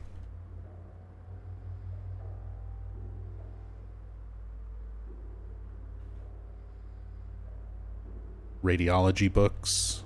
More stuff that we've seen.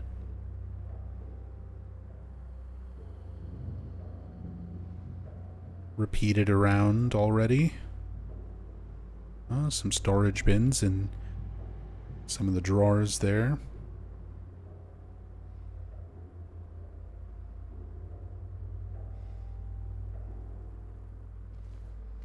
Had never heard the name Alessa until Silent Hill. I mean, that's fair. It's... Neither had I, and it's a fairly uncommon name. And Alyssa is probably the closest... It's why people make that mistake so often. But, it's a more common name than Alessa.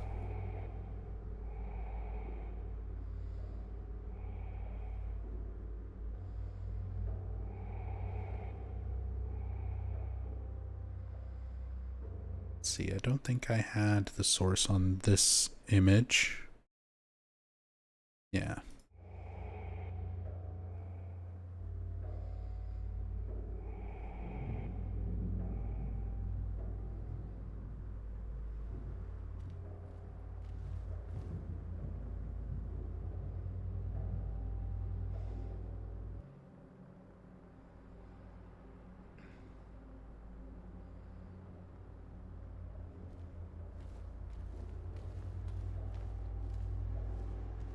All these really creepy photos and stuff. They're real photos, actual historical medical photos from like the 1910s.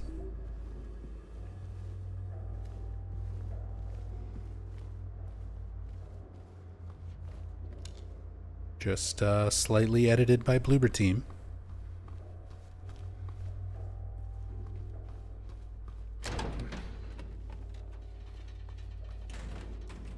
We've already spent so long looking at just like one room, one hallway. Sorry, that's kind of how it goes. That's how these streams are meant to be.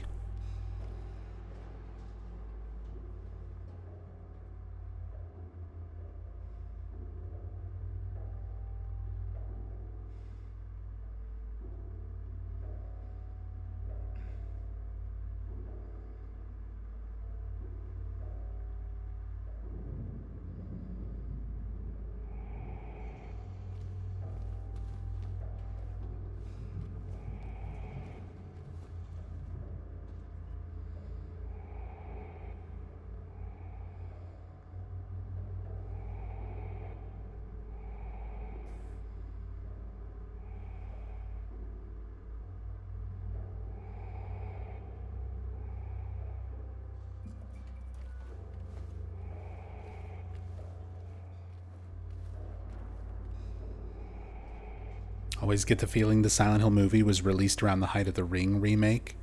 Kind of jumped on the bandwagon of creepy girls with an evil side. I mean, it's a common trope dating back in horror for quite a long time. And the thing is, a lot of fans, even just taking Silent Hill 1, like, out of context, you have Dahlia feeding you misinformation, telling you that it's a demon taking that child's form, trying to say that Alessa, as you see her, as you perceive her, is something evil, that the Seal of Metatron is something bad. It's actually the Mark of Samael. And I think a lot of players, a lot of people who played Silent Hill 1 fundamentally misunderstood a lot of the plot because they took everything at face value instead of realizing that these characters are lying to you. They're lying to Harry. They're not telling you the truth. And I think Christoph Gans, who made the first Silent Hill movie, is legitimately a fan of these games and played them. But I also think he fundamentally understood that, as a lot of other fans did. So it caused those sort of incorrect interpretations to become part of the movie. And then the movies, just in general, movies are more popular than games. More people see movies than people play video games, especially back then. It's a lot closer in terms of audience now. Like these days, gaming is much more mainstream than it used to be. But more people see movies than play games. So more people are familiar with the film adaptation than being, familiar enough with the game's plot and characters and everything to even realize or understand that they're different, very drastically different.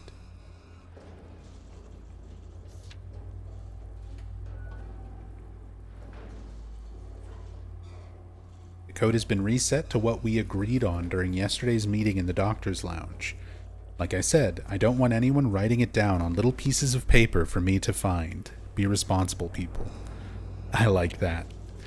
The idea that hospital staff, the head nurse or whoever, is getting tired of people just writing the codes down on little bits of paper and leaving them around.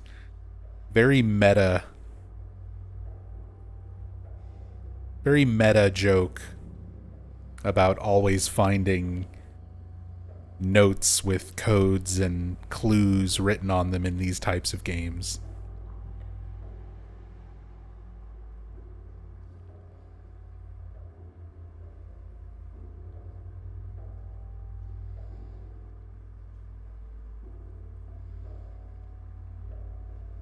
Temporal Fry. I'm not particularly bothered by the misinterpretations in the films. They're definitely inspired by the games. Can accept them as reimaginings, almost like Shattered Memories, with same name, characters, different version of the story, even if they're kind of meh overall. No. My problem is not with the interpretation. Gans can have his own interpretation and make a movie about it. That doesn't bother me one bit.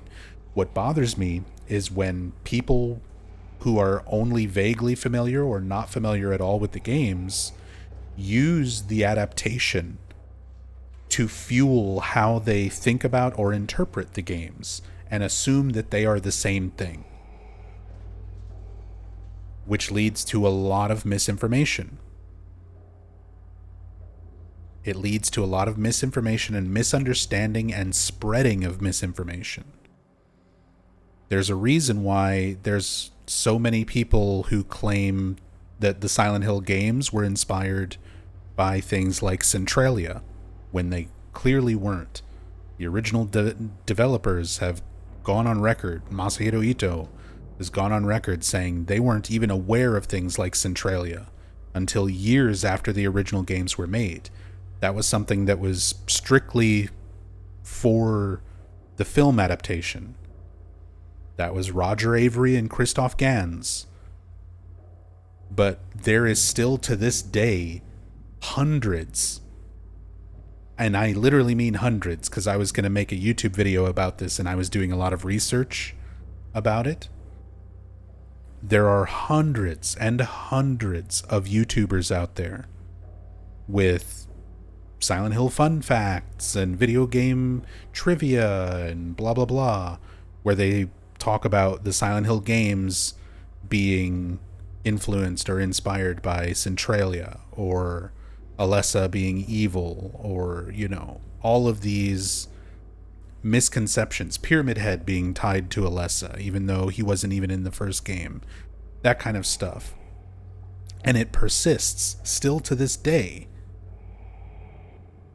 because of people who are just either too lazy or too unwilling, content creators who just don't care about information being accurate.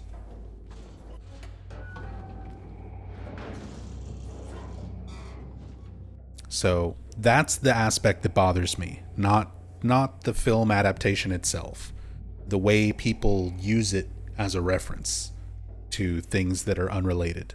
J-Rock, what's up, man? Thank you so much for the raid. Let me get a shout out here for J-Rock the God. Dude is amazing. One of my favorite streamers and cat dads. Thank you so much. I'm just ranting about misinformation in video games while we do this cam-hacked playthrough of Silent Hill 2 Remake. But welcome. For anybody who's new here, I'm Nub Zombie. I'm a huge horror and Silent Hill fan. And we are currently in the midst, this is part 12 of an ongoing series where I have a mod that lets me use a free cam in Silent Hill 2 Remake. And we're looking at all the little details in these games up close. Every little tiny detail in the environment, everything out of bounds, all the times the character models change, all the enemies, everything. We're looking at everything super close to learn all these little details, find all these hidden Easter eggs, of which we've found many so far. But yeah, welcome everybody.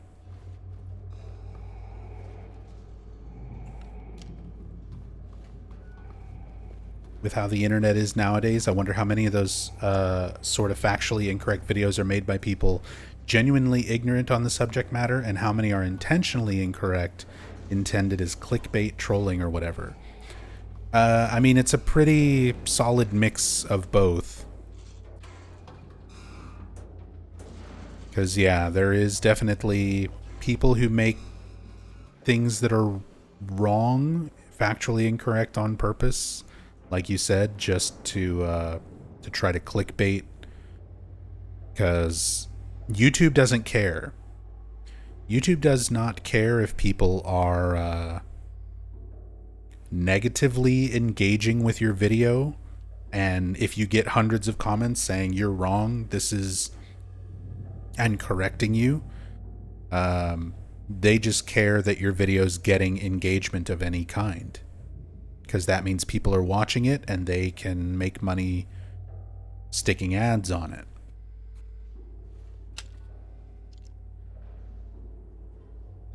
So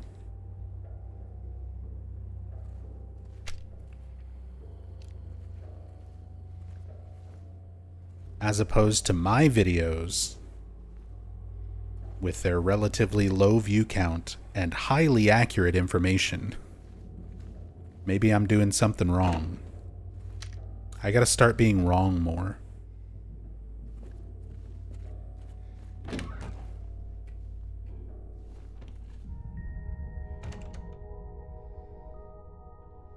Good little flashback moment here. Memory of the past. The typewriter.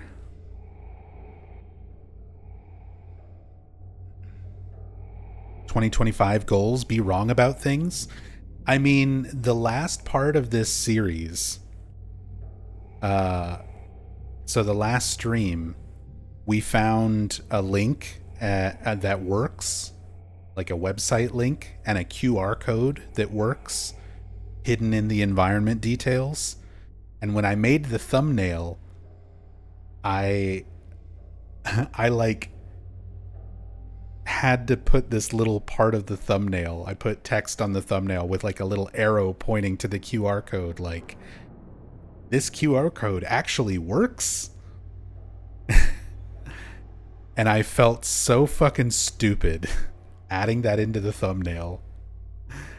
And I really struggled with myself, like, should I actually even use this? And I was hoping, like, hey, maybe more people will click on it. More people will look at it and try to scan the QR code. See what happens. There's an arrow pointing at a thing. Maybe it'll get more engagement. And even something relatively mundane like that, I feel so dumb whenever I have to do that kind of thing.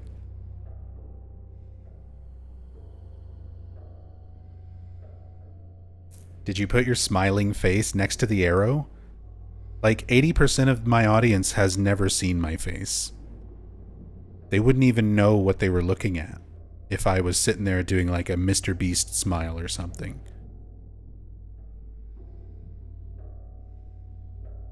Why is John Romero, the creator of Doom, on this thumbnail? People would just be confused.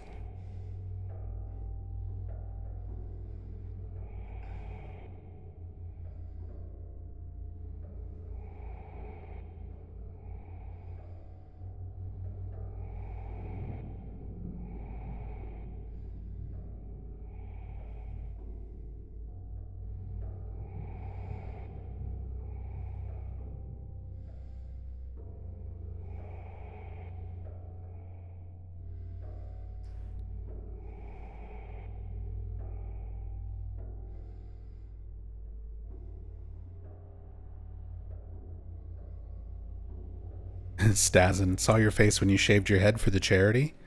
But see, that was so long ago at this point. A lot of people weren't aware of me back then. Like, obviously the OGs will know. If you've been following for that long, then you'll know what I look like, but a lot of people started following me after the like Silent Hill 2 iceberg. And I haven't really used Facecam or anything like that hardly at all since then.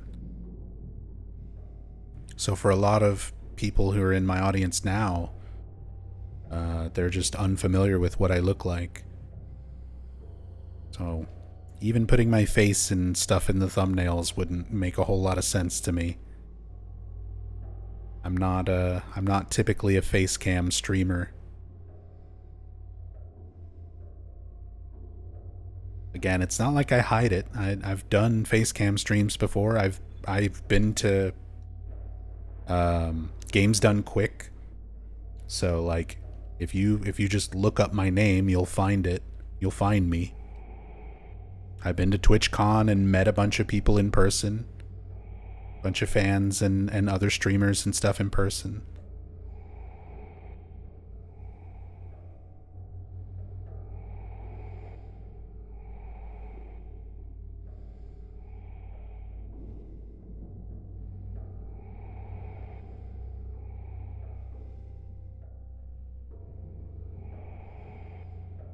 Sorry, I'm distracted by this note.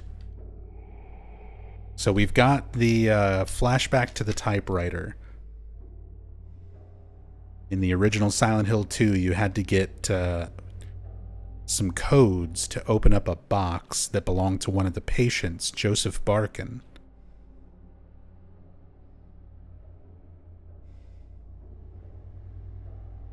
And one of them was on this typewriter.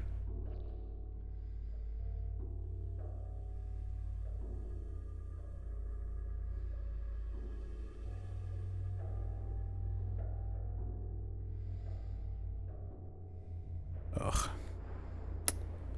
Wish this camera was a little bit finer in terms of control. Just like barely tap a button and the camera goes flying.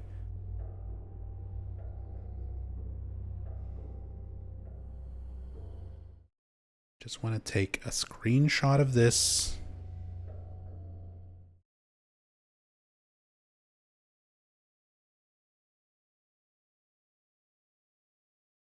Put that there.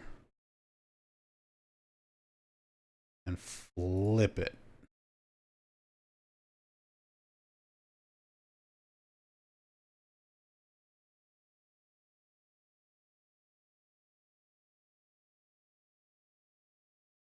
Yeah, that is the OG Silent Hill 2 note. I know it. The secret. The demon. No one can stop me. No one can stop me.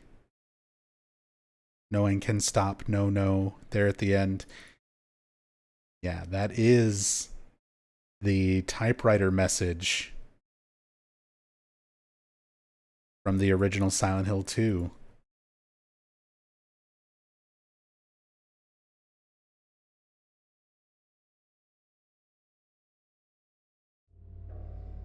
I figured that would be the case, but I wanted to get a good shot of it and flip it just to verify that.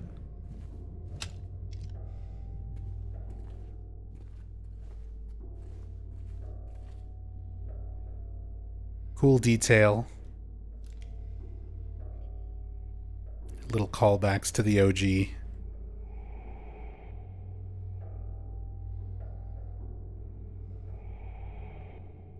Hey, Meep. Hope you're doing well tonight.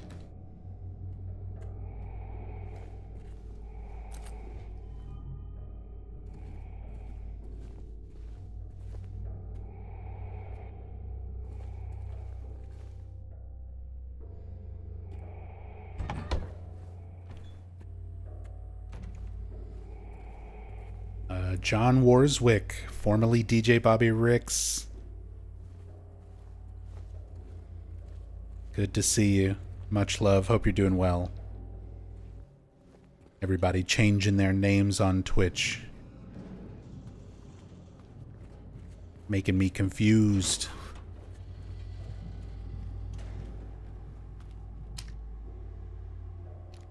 Not like Ram Ranch Survivor 69. Powerful, memorable screen name that never gets changed.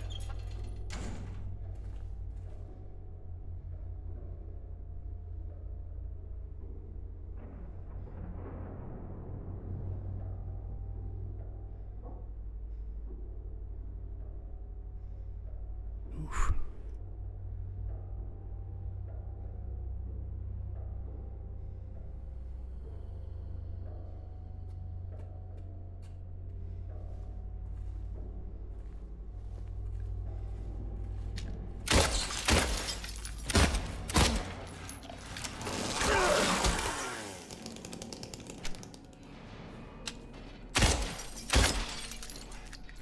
shooting out all the glass just to make sure there's no images or paintings, photos, things hidden behind them. We've already seen a case of that.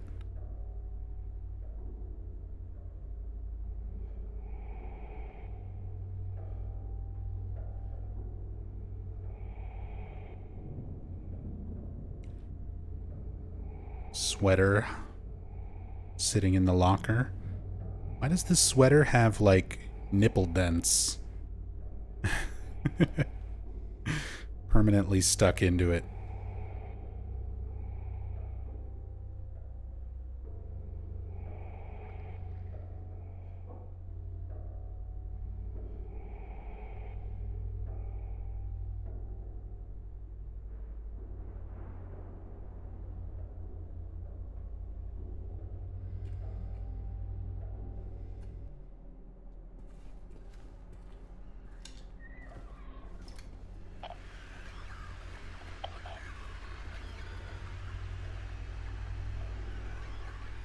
It's cold in Maine. True.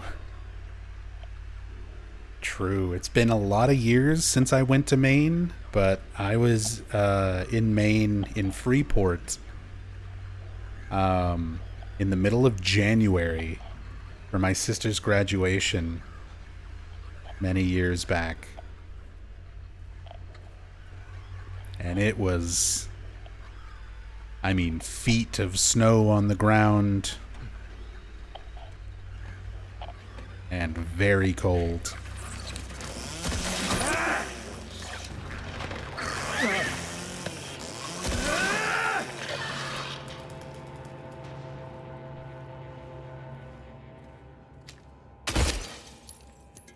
And remember, I'm from Texas, so like that type of cold and snow and everything is completely unfamiliar to me. Snow is exceptionally rare in Texas. That level of cold is pretty rare.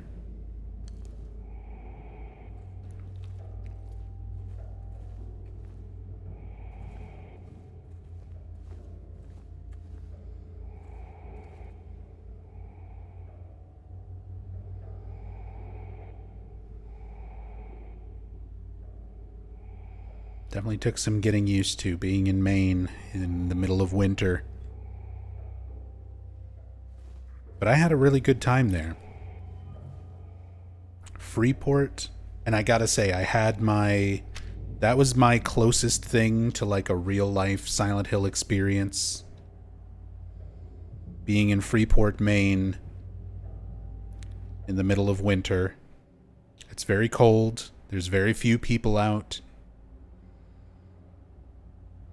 And I would put my headphones on and just walk around the town with Silent Hill music playing.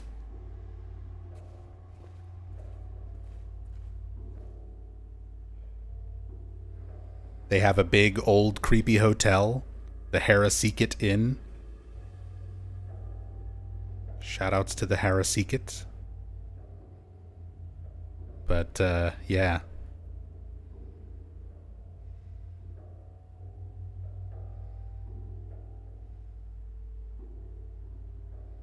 Very Silent Hill vibes.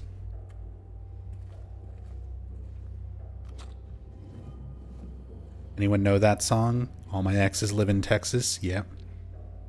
Everybody from Texas or Tennessee hates that song. Just so you know.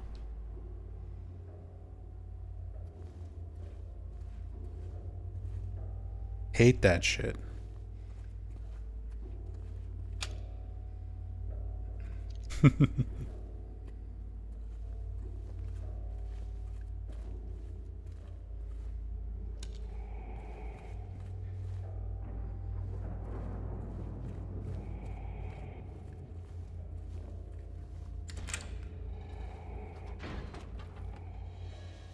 All right, that loops back out to this hallway.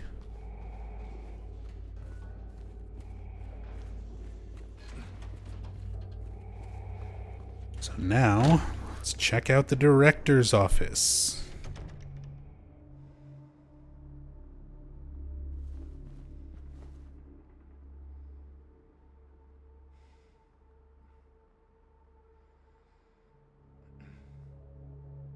towels and like a robe hanging up.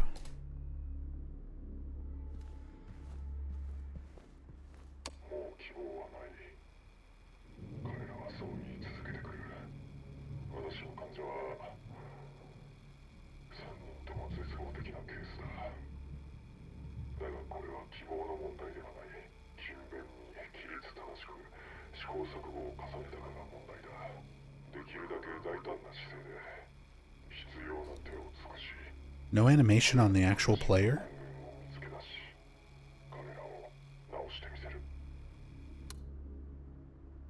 Kind of surprising.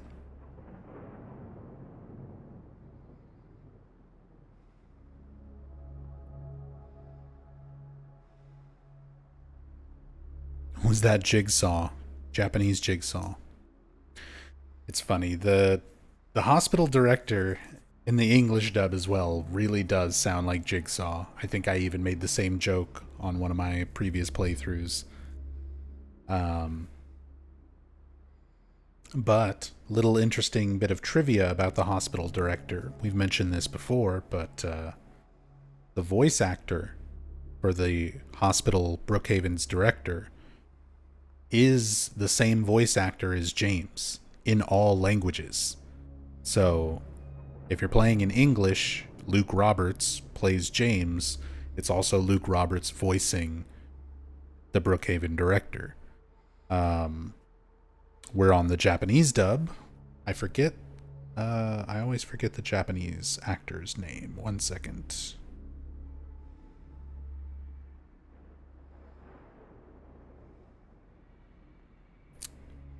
Chikahiro Kobayashi.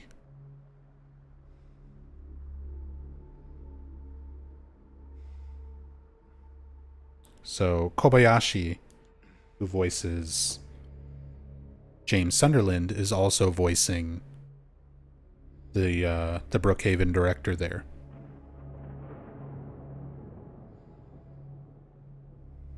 What was the going theory on the meaning behind him voicing the director? Does it say anything about James character-wise?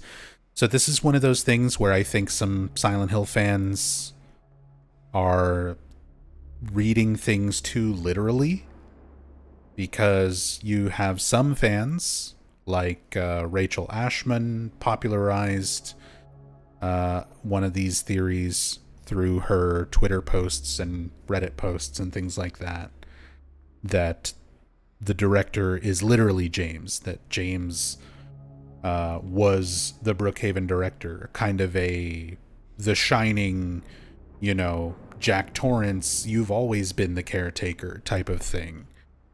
Or that he was a mental patient in the hospital who was abused by the hospital director. I don't read things that way personally.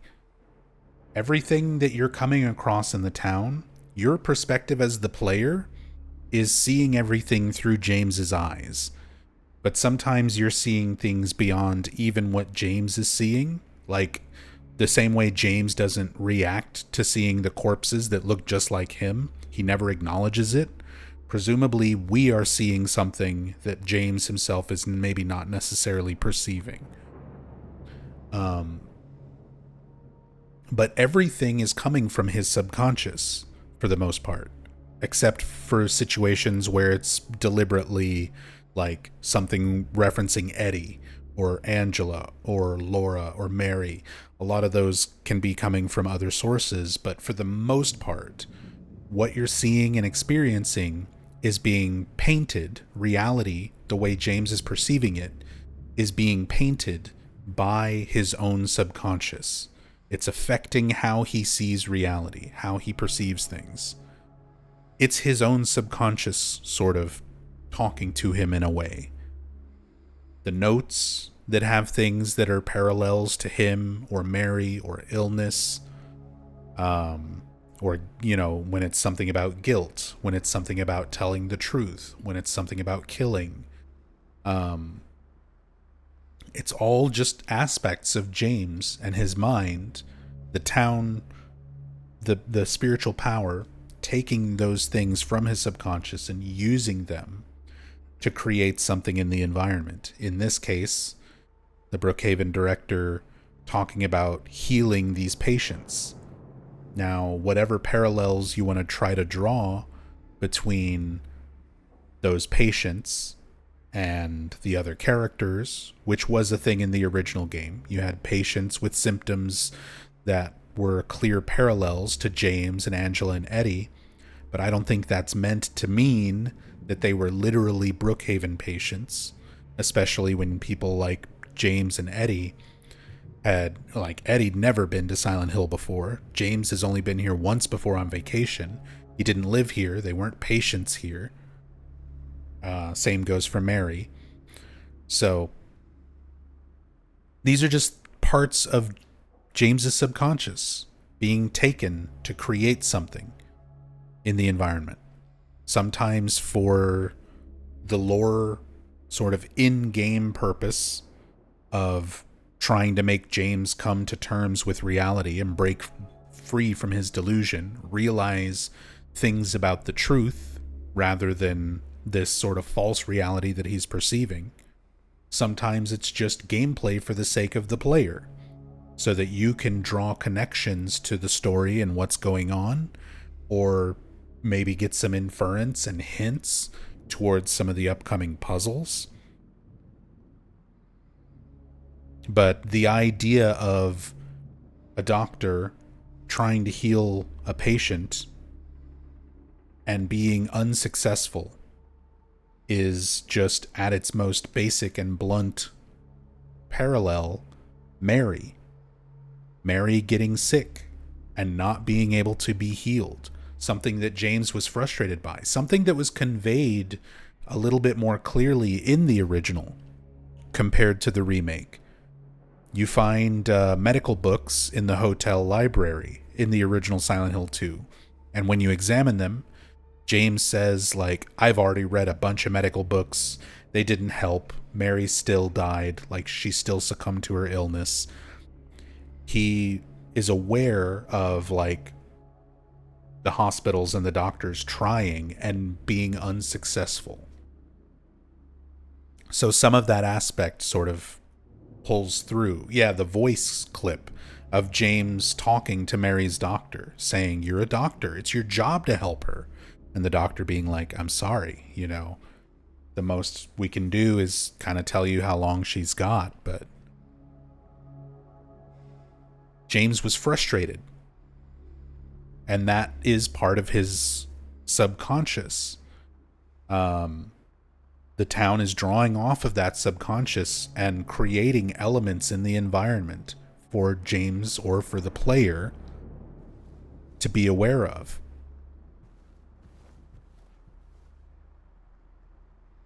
It's not, in my opinion, meant to be read literally. That he was literally the director or a patient here or anything like that.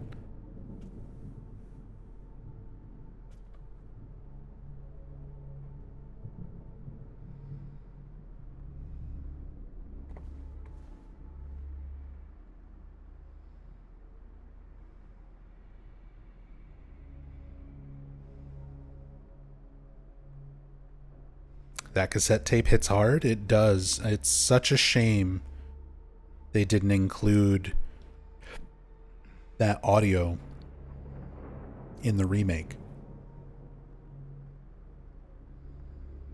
Here we can see the rooftop key and the director's letter are actually in here, rendered long before we can even open this.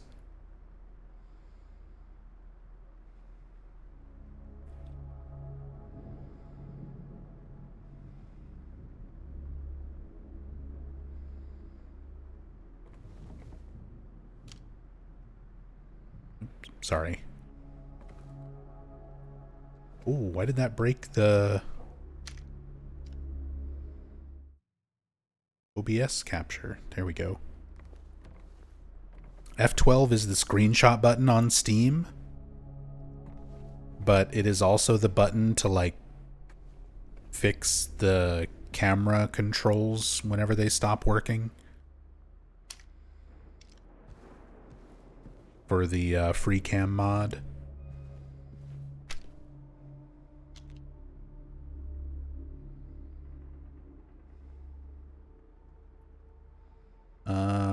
Okay, same Nolan Eigenberg,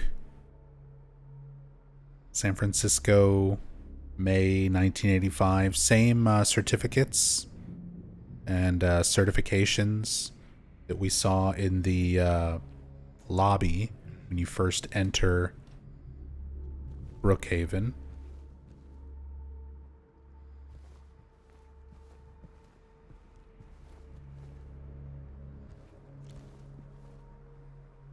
Can only imagine why they didn't add the cassette tape in from the original. It adds so much to James in his hopeless position. Yeah, I really have no idea why that audio was excluded from the remake, why it was omitted. Because you find the tape recorder. There's in the hotel, you have a memory of the past, like examinable flashback in the environment. You can examine it, but you can't listen to it. It doesn't play the audio or anything. So yeah, I'm not sure why that scene was sort of cut.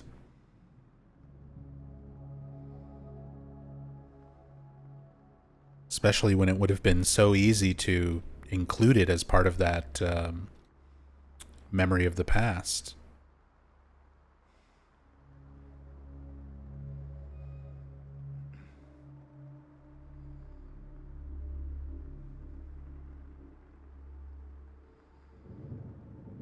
It's because they didn't have someone cast to be Walter Sullivan yet.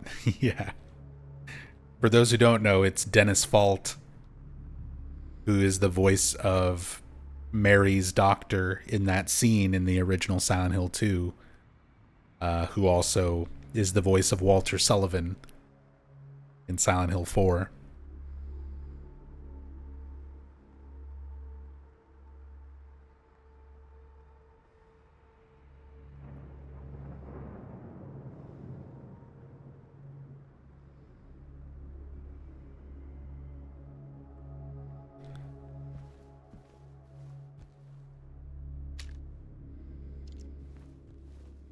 And then our notes for our 3 patients. Evaluation card, patient number 0130. Patient number 0130, designation 295.3. Was in room number S3, scratched out, moved to L1. Initial symptoms, intense and unrelenting anxiety. Hey, I know all about that. Current diagnosis, symptoms have intensified into full-blown paranoia. I'm not quite there yet. Visual hallucinations. No hallucinations yet, so dealing with my anxiety better than patient 0130. Recommendations. Increased medication. Mine actually had to be decreased because I was having a bad reaction to it. Can't be left alone. Move to L1 for closer monitoring. So these are notes somewhat similar to what was in the original Silent Hill 2, but they've been very much rewritten, and they've removed the like patient names to, I think, add a bit more ambiguity to this whole scenario. Because in the original Silent Hill 2, you actually get names for each of these patients, and they all do have symptoms paralleling that are parallels to James, Angela, and Eddie, the way that they're described. Again, I feel like it's not meant to be taken literally of, you know, as like an indication of these characters being patients themselves, but that was sort of a theory at the time, that Angela and Eddie are just sort of aspects of James's psyche. They're aspects of his character, which has been very clearly and bluntly debunked by original developers, by the way. People like Masahiro Ito have gone on record saying that James, Eddie, Angela, Laura are all intended to be real people They are not aspects of James's subconscious. They are not manifestations. They are not representations of James's psyche or anything like that. They're meant to be real people having their own experiences in the town. Maria is the only one who is a manifestation, but because you have this character like Maria, it led to a lot of fans kind of over theorizing about the other characters, which is a common thing in this fandom. I'm guilty of it as well. Over theorizing is sort of what we do, but it's important as a fan of this series to sort of learn how to distinguish between things that are meant to be taken at more of a literal or face value kind of way, and things that are meant to be more symbolic, metaphorical, you know, or there for the benefit of the player rather than something sort of in the game lore for that purpose. Patient number 0090, designation 298.0, room number D1. Initial symptoms, sensory delusions. Current diagnosis, insomnia, refuses food and water. Delusions persist. Recommendations, forced feeding and hydration. Bathing required to be carried out in the treatment room. Sleep medication, constant surveillance.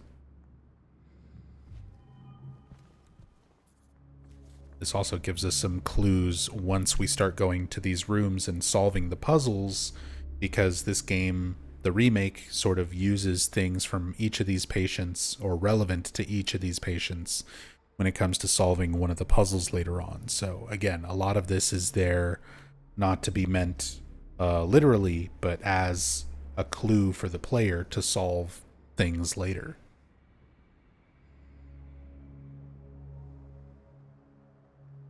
Patient number 0050, designation 301.3, patient room number C1.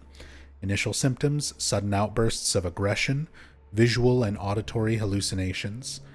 Current diagnosis, current therapy is considered effective. Scratched out. Unprovoked outbursts declined. Scratched out. Social interactions improved. Scratched out. All these things that initially were better, and then Doctor changed their mind. That was not the case. With "what did I miss" written on there. Recommendations, continue with current therapy. Water has a calming effect. Not anymore. It used to.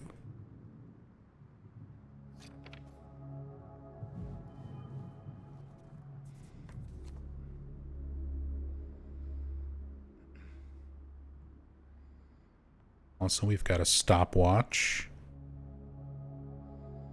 It's got a train on it. Stopped at 10 past 9 and 15 seconds, just like nearly every other clock and timepiece in the game. Reference to the original Silent Hill 2 clock puzzle in Woodside Apartments.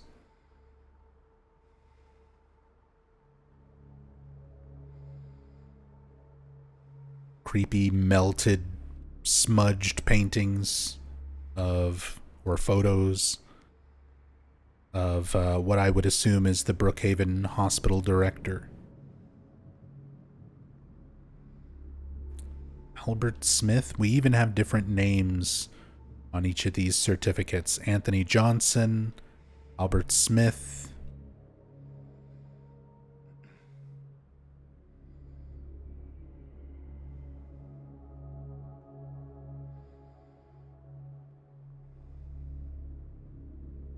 Nolan Eigenberg.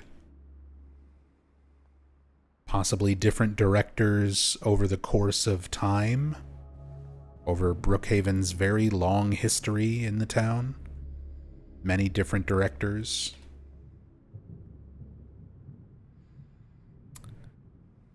Here we go. Familiar painting. And I think we wind up seeing this one in a few different places in throughout the remake. So this one is a real painting called Isle of the Dead.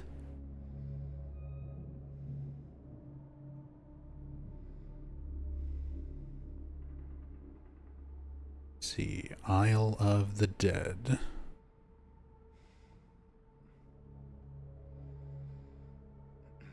No, not the film. Not the Boris Karloff film. Give me 1 second.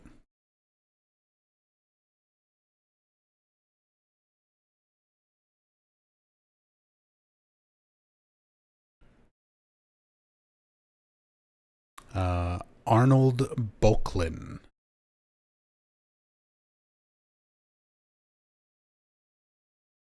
Is the painter of Isle of the Dead.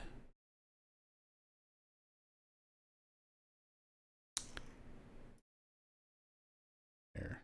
See the original for comparison's sake.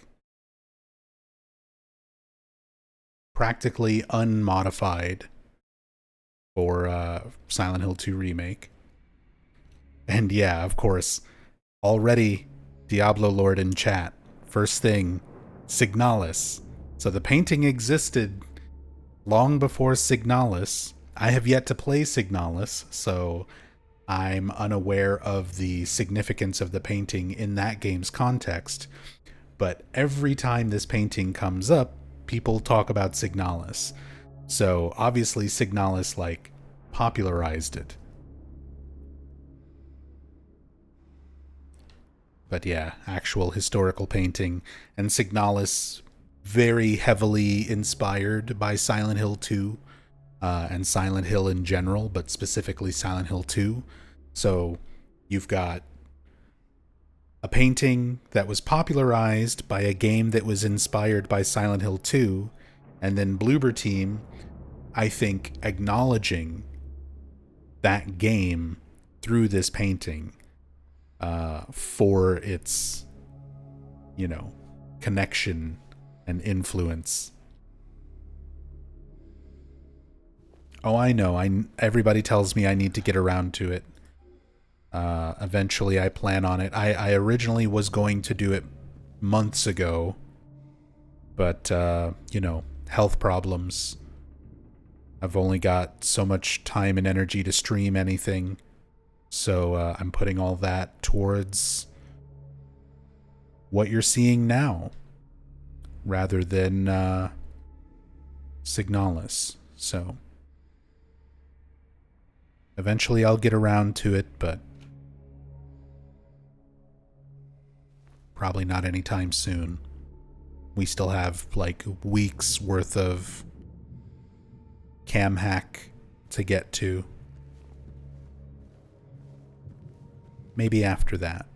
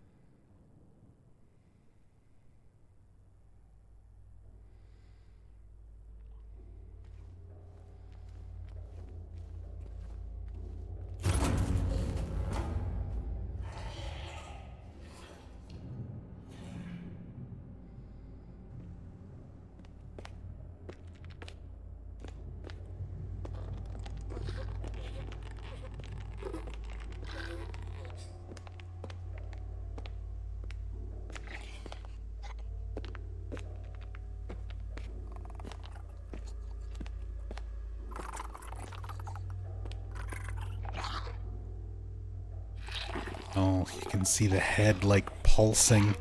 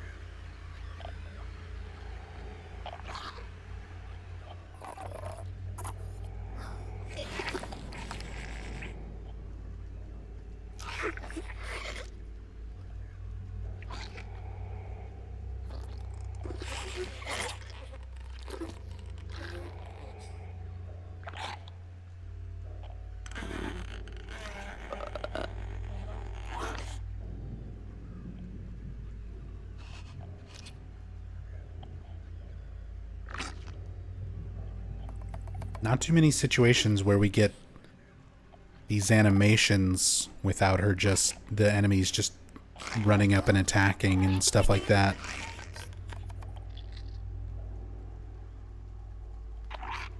Again, excellent detail on the creature models. And just all the animations and everything.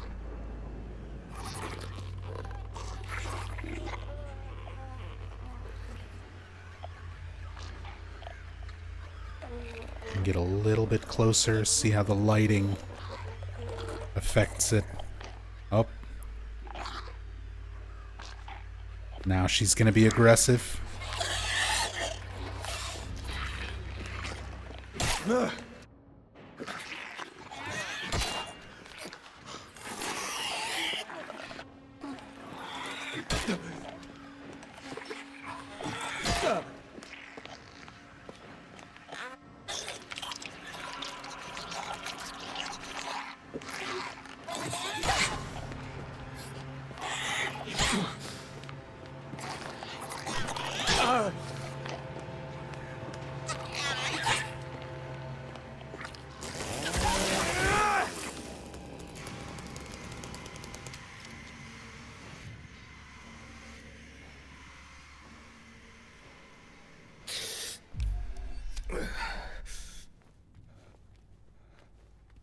Do you have any of the nurse waifu statues? No. I've got a nurse D&D miniature that was gifted to me by my friend Jed Ashtelin. And I've got a couple of Pyramid Head statues.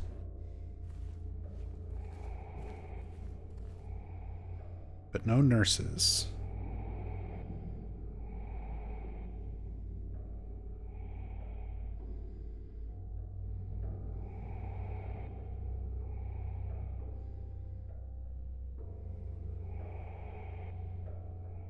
Clothing and stuff. Wheelchair inside the bathroom stall.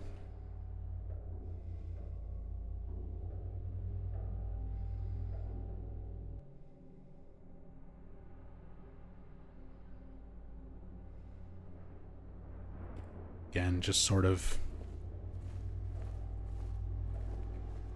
disturbing imagery.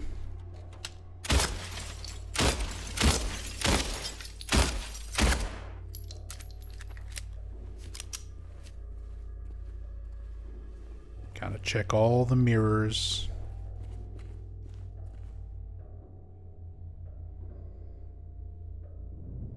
Check all the toilets. Hey, Pythonicus. Hope you're doing well, man.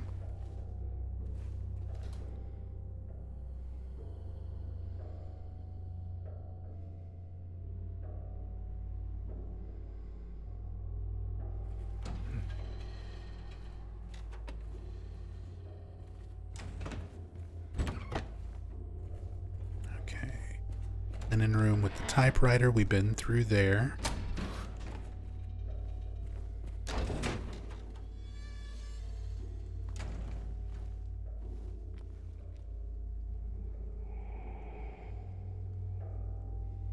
Top load washer instructions. We saw this in the Woodside Apartments. Laundromat rules. No running or playing around the machines. No dripping or dragging wet clothes. No tampering with the machines or coin changer. No standing on machines. Do not overload the machines. Exact change only. No dyeing or tinting clothes. No metal clothing or objects. These check pockets before washing. Crime alert. Notification. Residential break-in enters. Rest of it is too smudged to read. People have been breaking into patients' rooms, stealing belongings.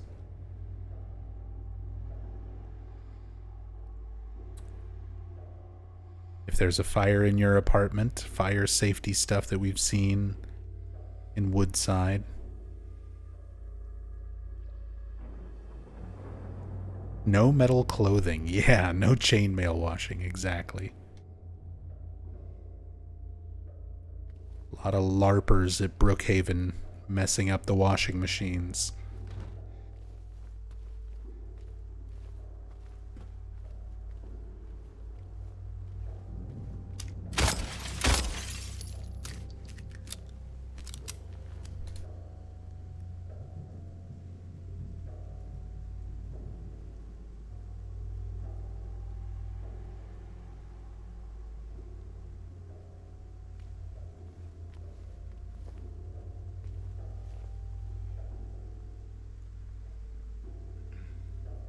I saw this painting in another room, sort of like trees and snow.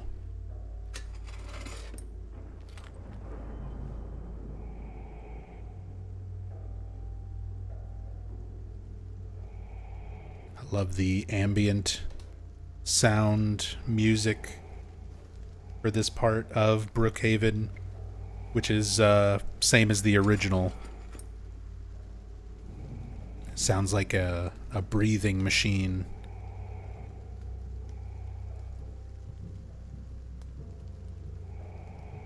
Oh, this is that very sketchy, the one that I said looked like just a bunch of hatching and cross-hatching. But now we've actually got a figure of a person as part of it.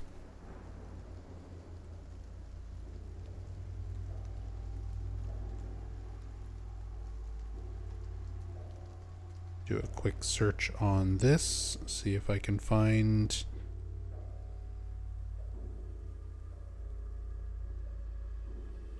sad forebodings, disasters. It's another Francisco Goya.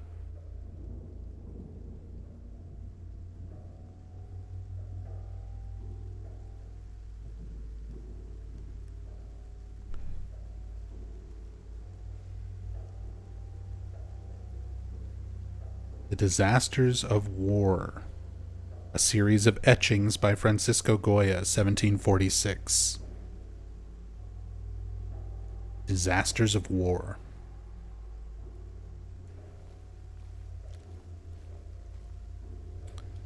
Hey, Sam Tales. Oh, neat. An actual art piece. Pretty much everything that we find in the environments, the paintings are practically all actual historical pieces of artwork, usually thematic to the game or the characters or the location. The same thing for the photographs. A lot of the photographs of like creepy old medical stuff in hospital rooms and things like that are public domain photos from like the 1910s from the Library of Congress, things like that. Any Bosch pieces? I'm trying to think if we did come across any Hieronymus Bosch up till this point. We've seen a lot of Francisco Goya. We've seen Peter... Was it Burke?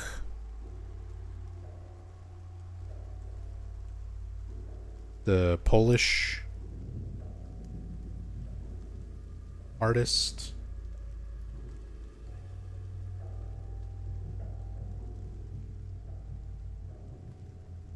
We've seen a lot. There's a lot in these environments. This is also like I've mentioned in some previous parts of this playthrough, kind of par for the course for Bloober Team. They also made the Layers of Fear games. The first Layers of Fear revolved heavily around a painter and historical paintings that have been like edited to look creepy or are just kind of creepy in their own right. are used very thoroughly throughout Layers of Fear. So this is something that Bloober Team has done with their previous games as well. Not unique to Silent Hill 2 Remake, but it's interesting still to see all of that and find these recognizable paintings and photos and things.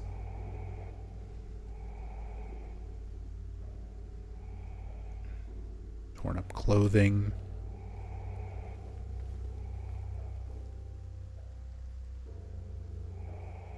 Some of the plugs and stuff on the wall for like oxygen hoses.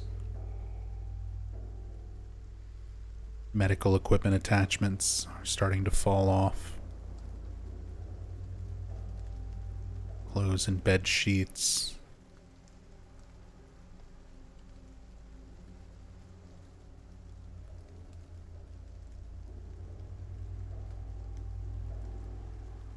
Different models of TVs in different rooms as well.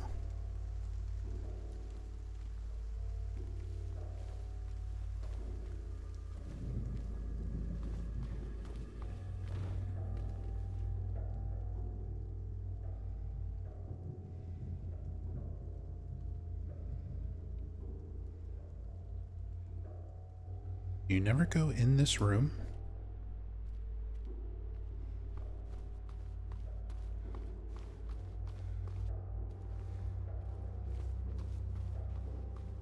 Yeah, you never normally come back here, but these rooms are still rendered. That's sort of different. We've seen lots of situations where unused rooms, or rather, there aren't really unused rooms like this. Typically, if I clip behind a door that's to a room or an area that you don't access ever, there's just nothing rendered. It's like this. You go outside and there's just void. Interesting that these rooms are actually rendered in and have some details in them. Even though you never have access to them. Have you played the Medium? I did. I played all of Bloober Team's games. Rather than say mean things about a game that you clearly like, I will just say Silent Hill 2 Remake is the first Bloober Team game that I've enjoyed. And we'll leave it at that.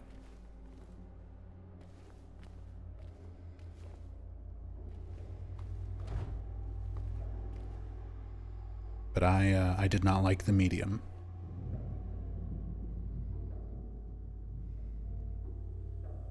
Or Layers of Fear, or Layers of Fear 2, or Blair Witch, or any of them. They did a pretty damn good job with this game, though.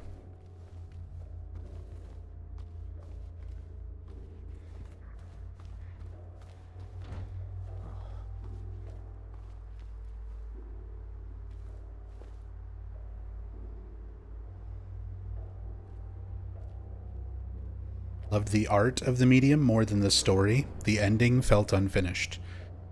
So with Bloober's original games, I will say, just in the efforts to say more positive things, Bloober has always been very good at their artwork and their assets. Their character models, their environments have always been really well done and very detailed. They're great at doing visuals. When they're writing their own stories and characters, I feel like their writing and characters are very weak. They're not very well written. They're very tropey and sometimes downright kind of offensive, the way that they portray certain aspects of things, especially in the Medium.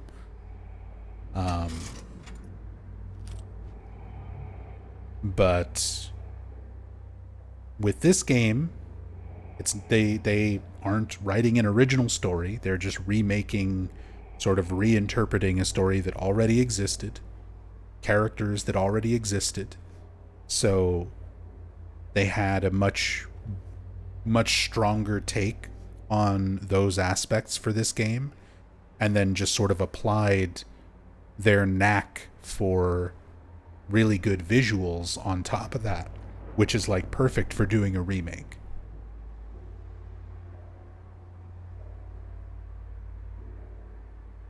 Here we've got a recreation of Joseph Barkin's room from the original Silent Hill 2. So one of the patients in the OG Silent Hill 2 had a box here locked up with 4 different locks. You needed 2 keys and 2 different codes, numerical codes, to open up a box in order to get a strand of hair that was needed for a puzzle. So now we have this room, Joseph Barkin's room, recreated for the remake. Luis, I'll wait for you forever. Joseph Barkin was the parallel to James in terms of symptoms, why he was in Brookhaven. He felt guilt over the death of his daughter and basically obsessed over her, keeping her hair in a very tightly locked box. But that was Louise Barkin, Joseph Barkin's daughter, that he was referring to in his bloody scrawls in his hospital room. And there we get the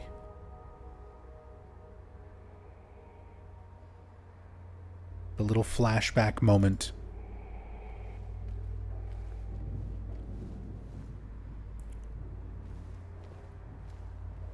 Was he in the original? I don't recall that name. Joseph Barkin is only in the original. The patients in the remake are left unnamed. But all 3 patients in the original are named in notes and files that you find throughout the hospital.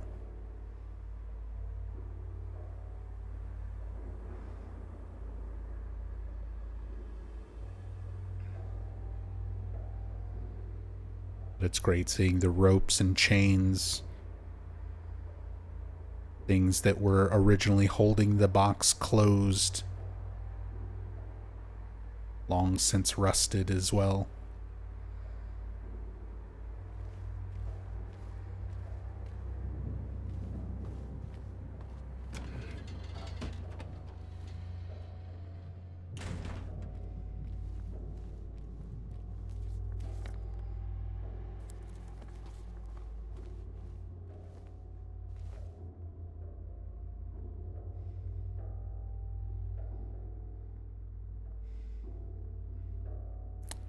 Electrocardiogram requests, forms, medication status and history, notes for nurses, some more things that we've already seen in other environments. Same posters. Patient's room, which we'll go into a bit later. Peace and happiness poster we've seen before.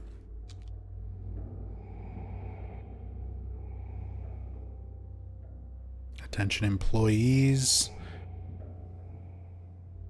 Section to notification of disease.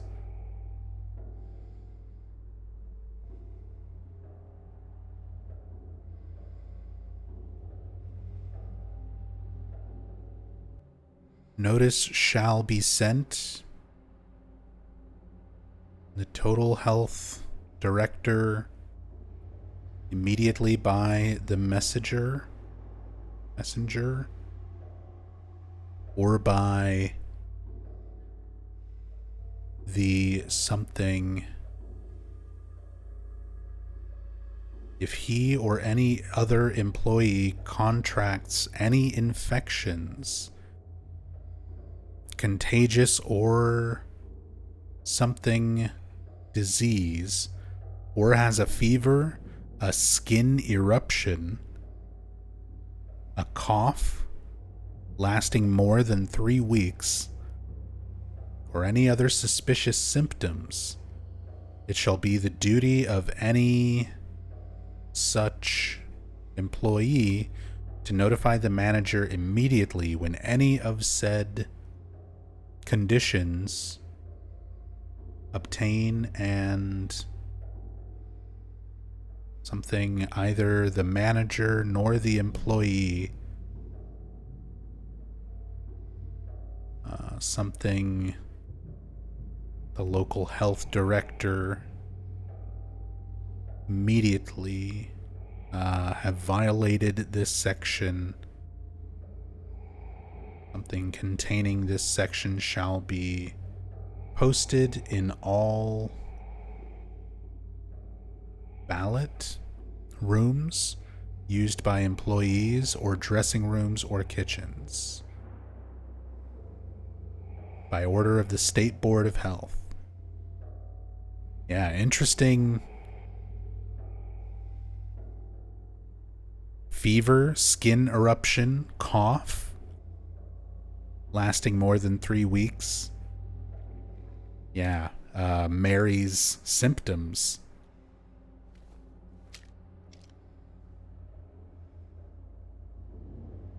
Fact that that is part of that notice. Really interesting.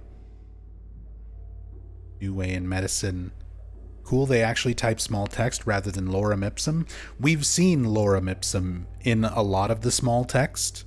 Like literally lorem ipsum. So it's not for everything. Not every asset, not every detail is legible or intentional. We've seen some lorem ipsum on things, but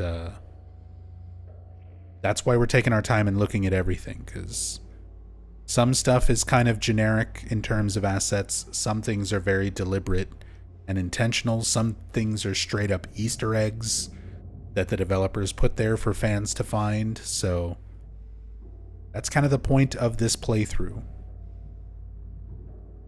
Looking at all these details and trying to see what we can find.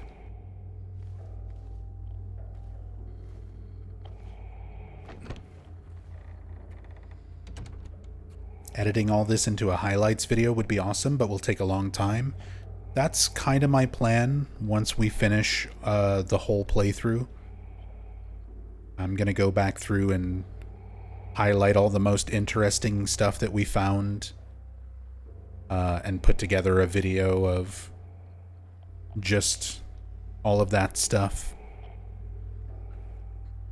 It will take quite a long time, though, so don't expect it anytime soon. We're still a few weeks away from finishing the playthrough in general, and then, yeah. We saw this poster in Heaven's Night, hidden up near the ceiling, like stuck on part of the bar. Get a job you love and you'll never have to work a day in your life, but job you love is crossed out, scribbled over, and they wrote in at Brookhaven. Get a job at Brookhaven and you will never have to work a day in your life.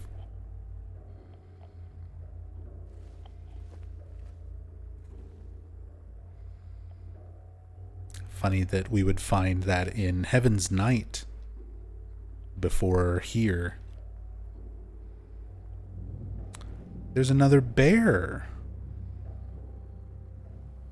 So we have the bear with the bent needle.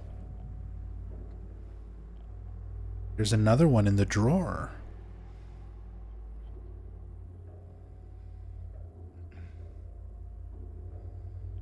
A drawer that we can't even open. Just hidden away in there. That's kind of neat.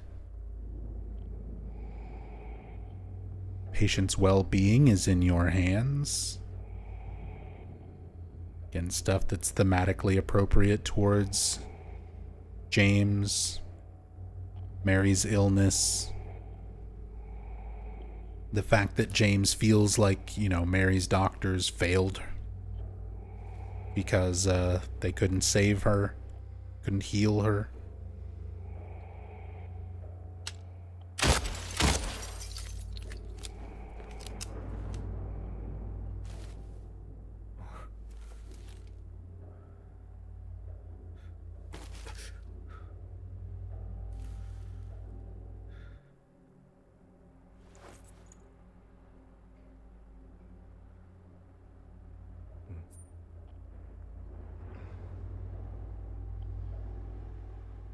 See.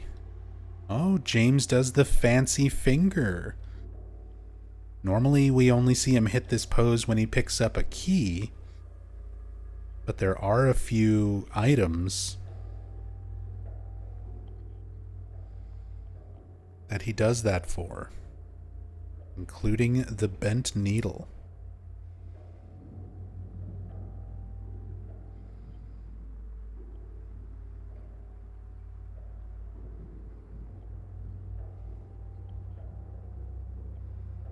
The little tip of a syringe.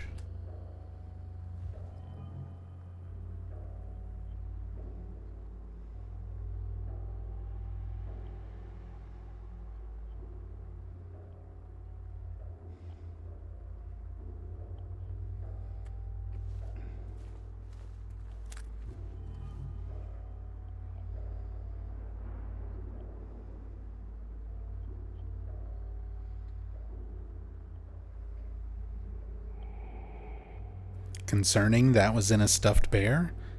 Even more concerning, considering the bears are something that Laura seems to be going around playing with.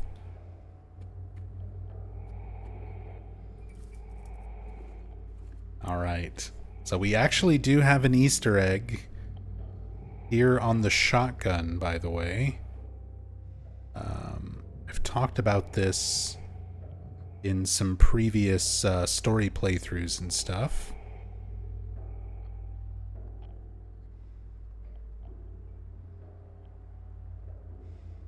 E.H. Marlin is what's written on the side of the shotgun. So, Marlin is a reference to a book called The Old Man in the Sea, which was written by Ernest Hemingway, E.H. Ernest Hemingway committed suicide with a shotgun. Do you get it? Honestly, I feel like that reference is a little bit in poor taste.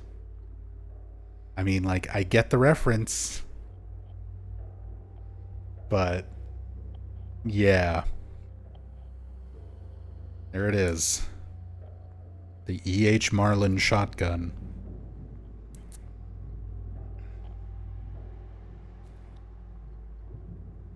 Lakeside Amusement Park.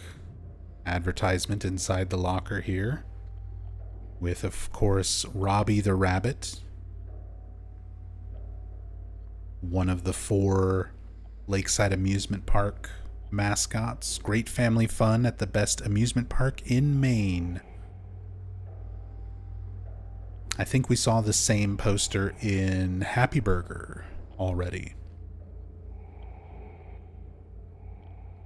Oh, and one of the perfume bottles that we saw in the back room of Heaven's Night that has this like Victorian era woman on it.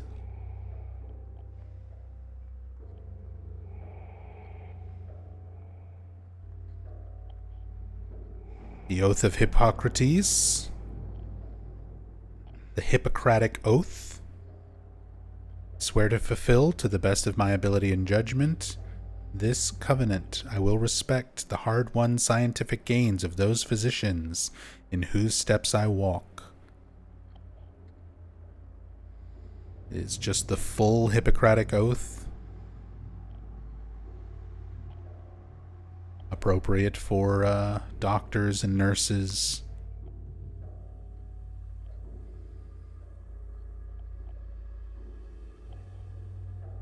Interesting image. Definitely a render of some sort. But I wonder what that might be referring to.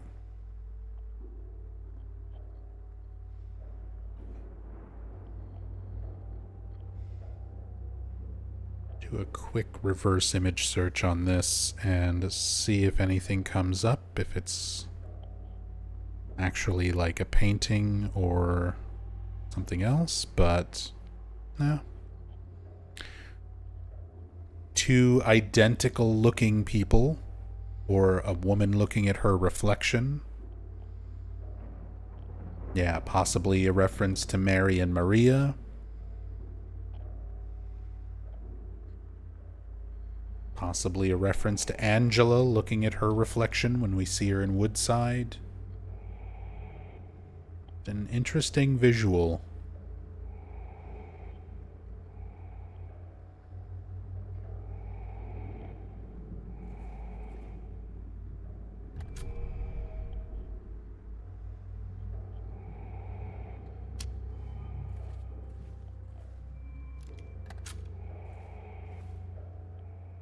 And now we have shotgun. The E.H. Marlin shotgun.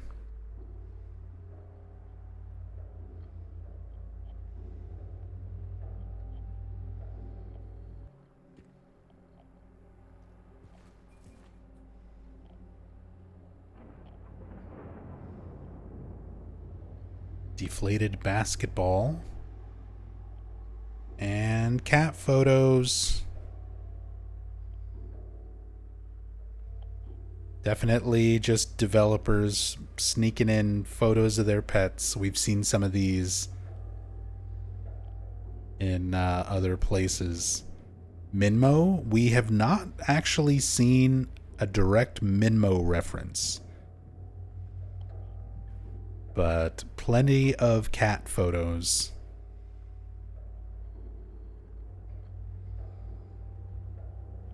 Like I said, most likely just one of the developers' pets, or several pets from several developers, most likely.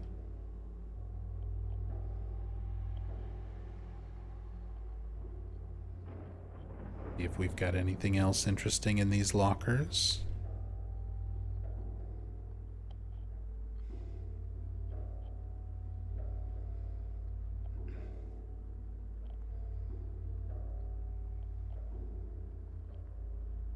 A bit of clothing, lump of fabric. Oh, it's the trash bag. Sitting there, clipping into the locker.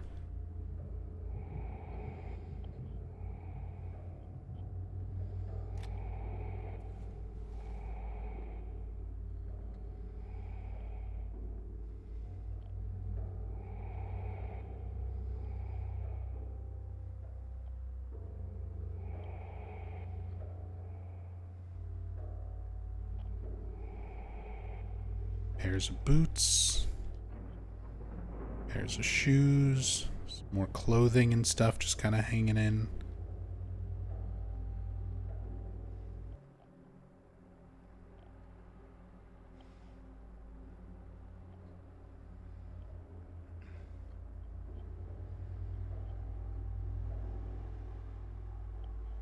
It's actually like a backpack.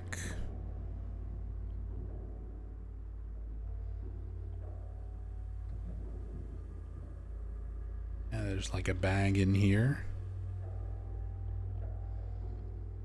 More of like a leather satchel type backpack. This stuff that's like fully rendered, you can barely even see inside these lockers.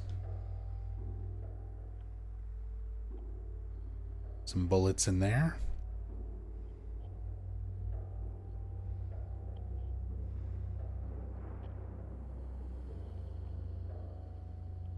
Oh, what do we have? May 6th through 12th, National Nurses Week.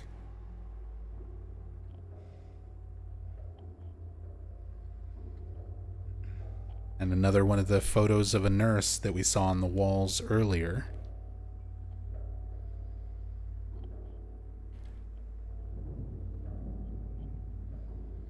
You normally look into details on games. You seem really knowledgeable, which is cool. Mainly the Silent Hill series. I've been doing stuff like this, super in-depth story playthroughs, cam hack playthroughs, speed runs, challenge runs, just about anything you can think of for every single entry in the Silent Hill franchise. And I've been doing that on Twitch for over 10 years now, so that's definitely my main focus.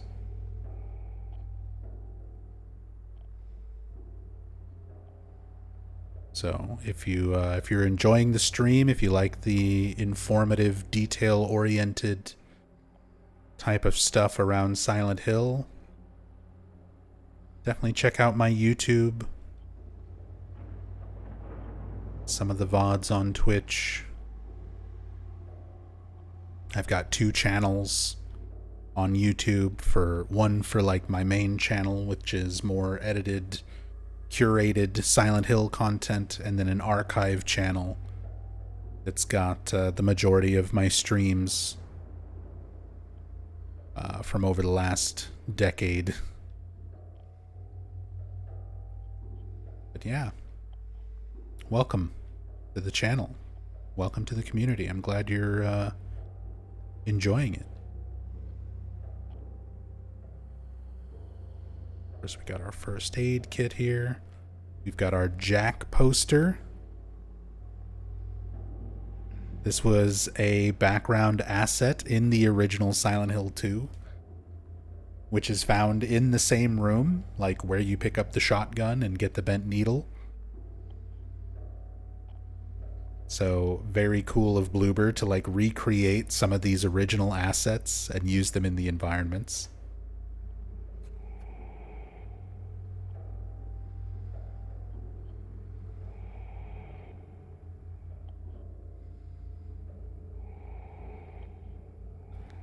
Hippocratic Oath, Lakeside poster, Nurses Week, medical forums, Brookhaven Hospital, Silent Hill Medical Institute program schedule. This one's different. Specialist available, anesthesia, Dr. Gitko, Dr. Sharmak, Dr. Khan, Dr. Bonsai, Dr. Hurt. Hope I don't get Dr. Hurt. Dr. Richardson, Dr. Mick Maroon, Dr. Klein, Dr. Isaac,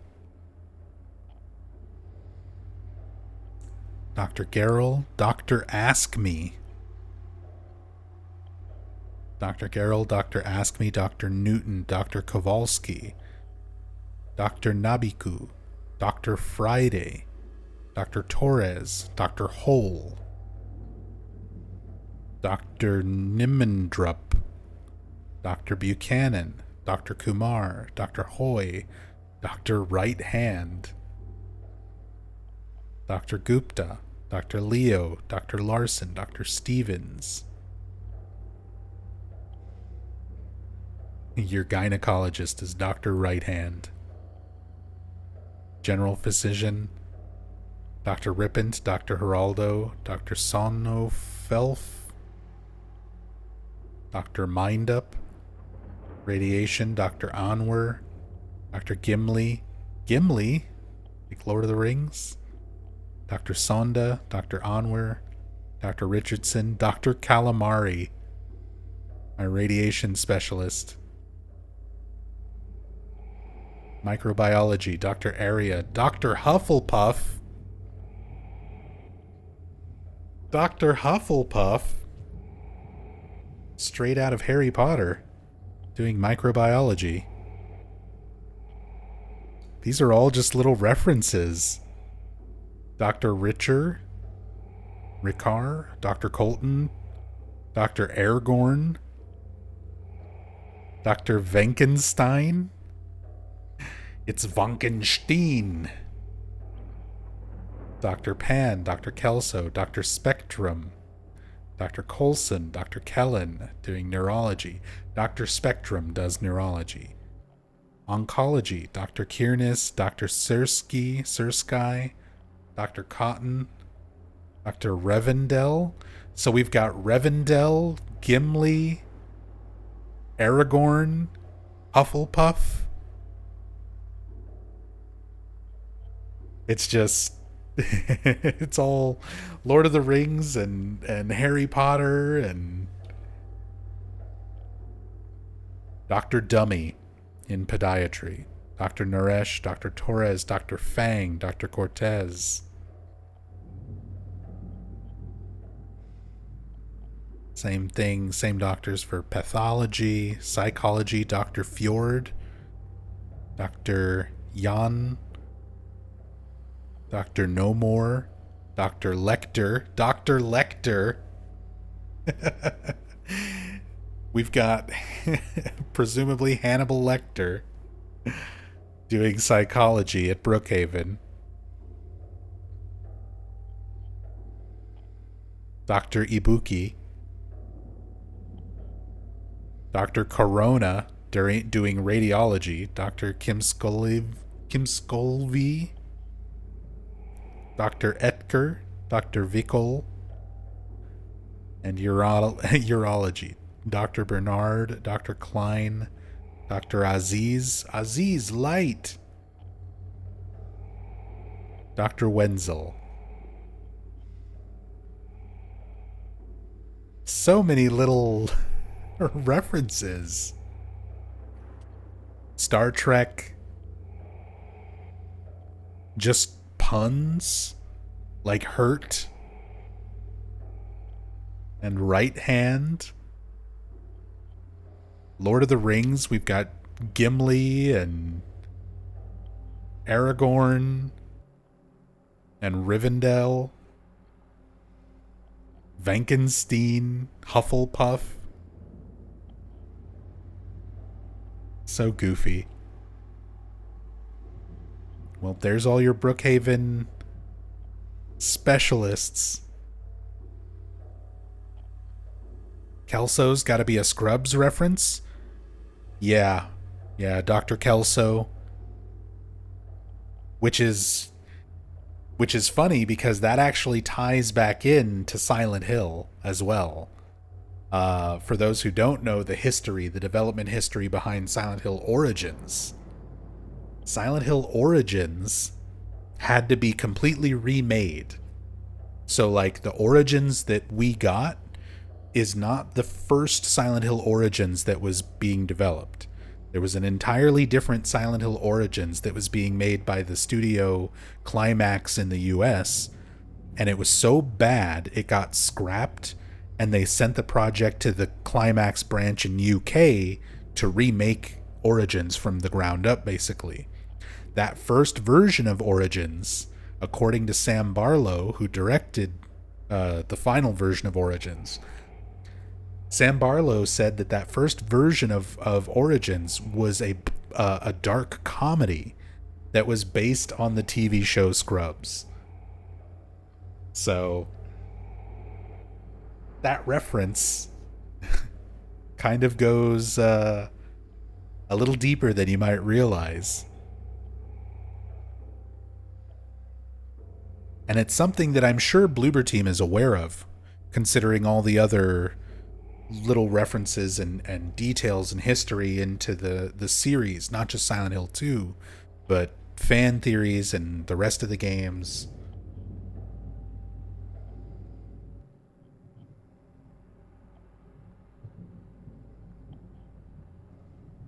That's great. So many good references there. This is exactly it, yeah. Temporal fry, how you said this is what the cam hack was for. This is exactly the type of stuff that I'm hoping to find. This is like the whole purpose of this playthrough, is finding this kind of stuff.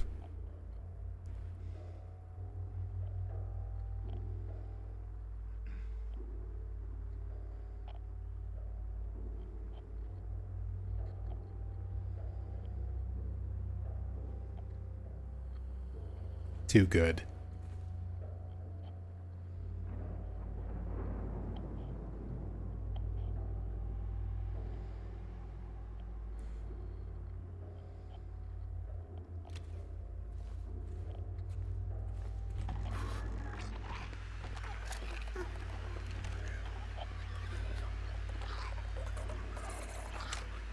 Have you seen Dr. Aragorn?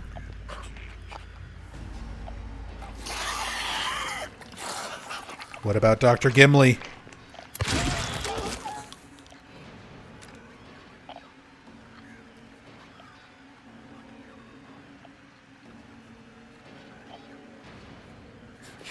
Oh, she's still kicking.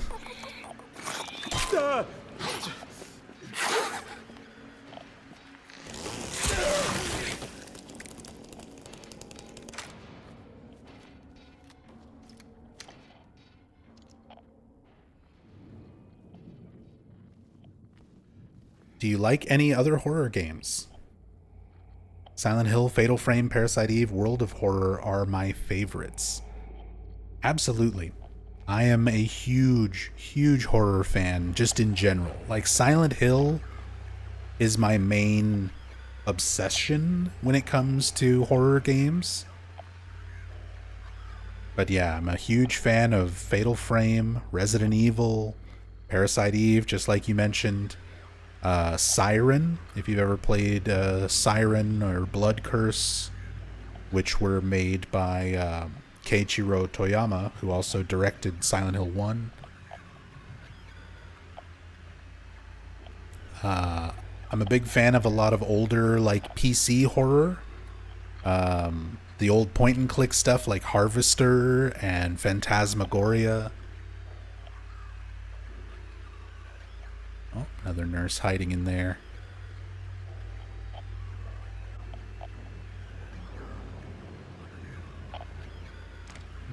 But yeah. Huge, huge horror fan in general.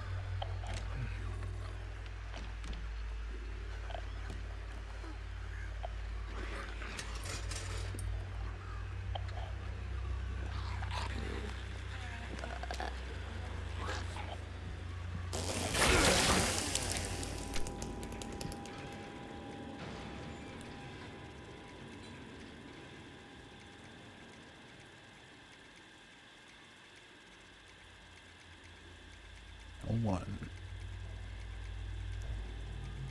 I also don't play it very much anymore, but I used to play a lot of Dead by Daylight. I've got a gross amount of hours in that game. Several thousands.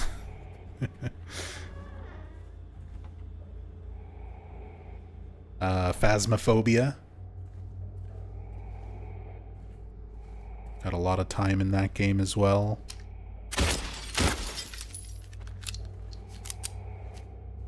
But yeah, horror in general is kind of my jam. Nothing that I obsess over quite the way I do with Silent Hill, though. These games are very unique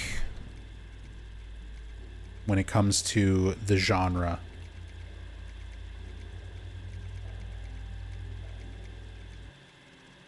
That is a dead bird painting.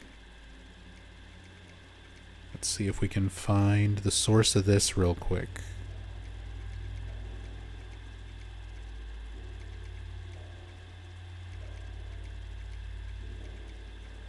Plucked Turkey by Francisco Goya. More Francisco Goya artwork.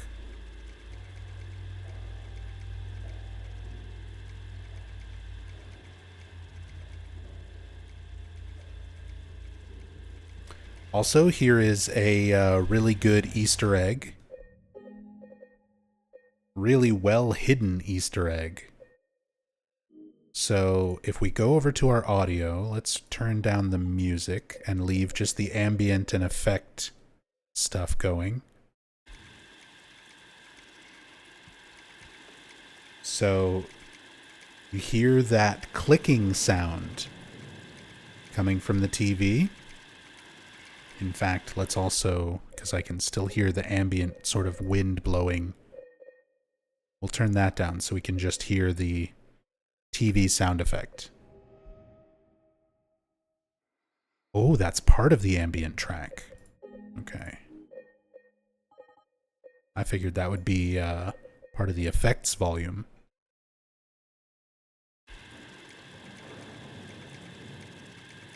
So those clicks that you're hearing on these TVs that you find throughout Brookhaven are Morse code.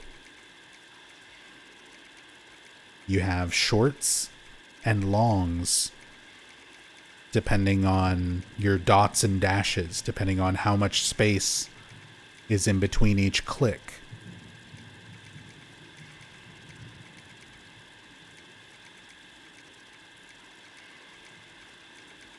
And it's actually spelling out in Morse code the words again and.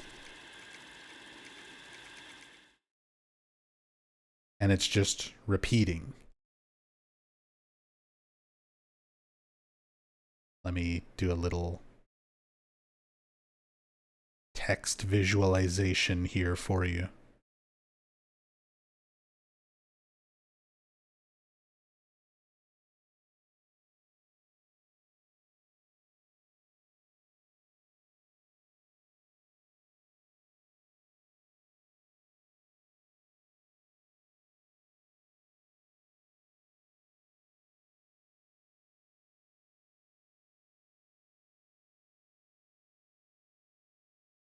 This is the Morse code message that you're hearing.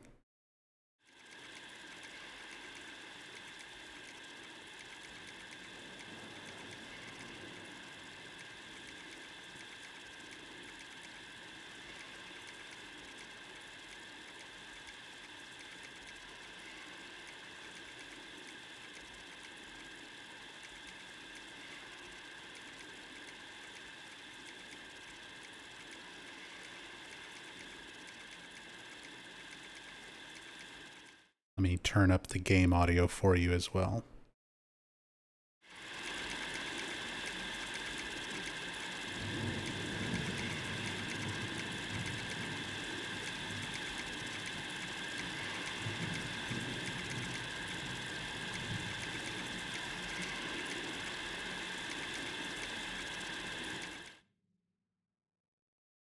Is that implying he's in a loop? So that is the fan theory, and Bloober Team has been asked about it directly and did not answer. They sort of left it ambiguous. A fan on Twitter was like, "Oh, great, loop theory is canon," and the director, Matthias Lenart, actually responded with the words, "Is it?" and a question mark. So here's the thing. Some fans take that to be confirmation for the loop theory, and the loop theory goes all the way back as a fan theory originating from Silent Hill 2. The OG Silent Hill 2 had loop theory. Now, let me find the interview. I'll put a link to this in chat.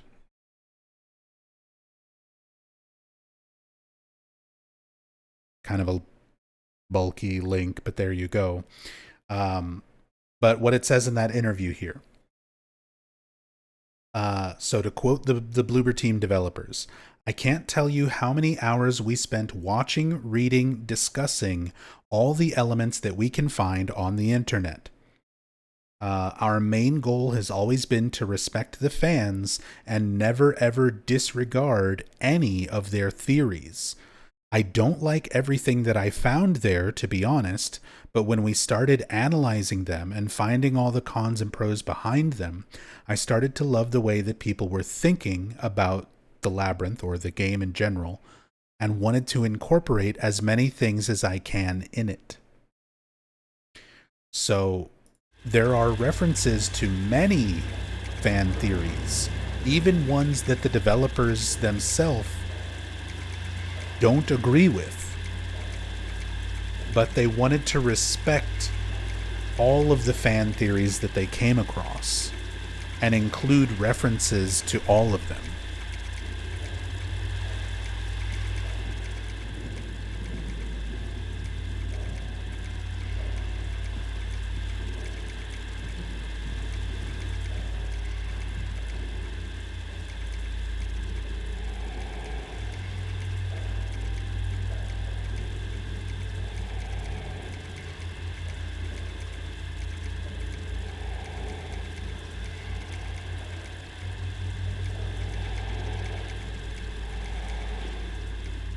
I'll be sure to put that link in the YouTube description as well for anybody watching this in the future.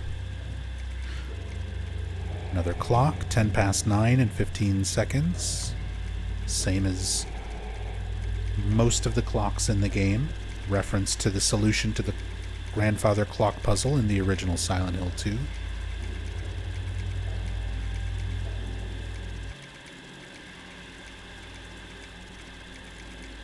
Vintage photos we've seen in many other locations. The apartments, Saul Street Apartments, Blue Creek Apartments. Several places around town we've seen these now.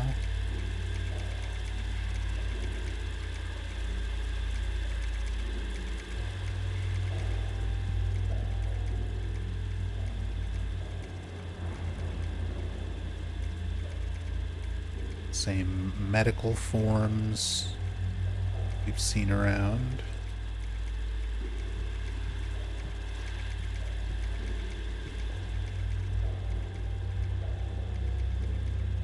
Patient scheduling.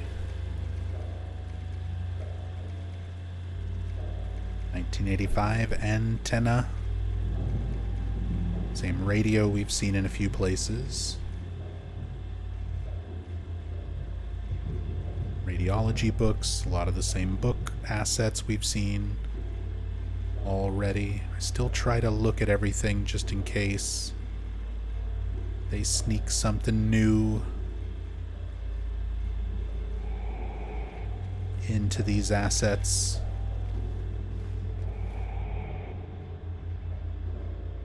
The Auld Lang Syne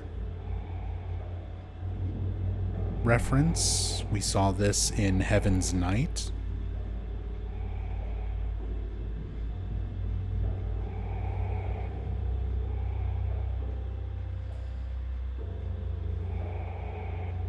The Nalo Pedoyo coffee maker.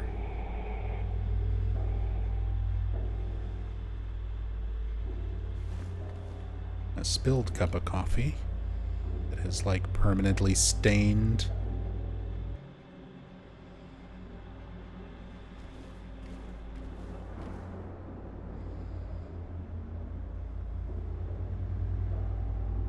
Strawberry, the strawberry soda, mining sodas.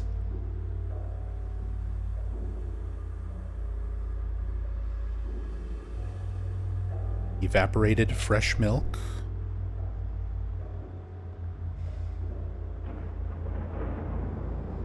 GS.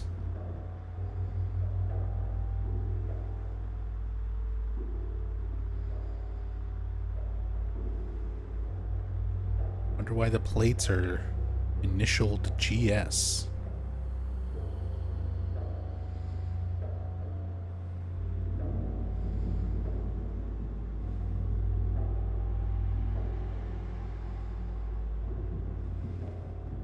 Seen a lot of other dishes and things, other assets in the environments. Nothing like that, though.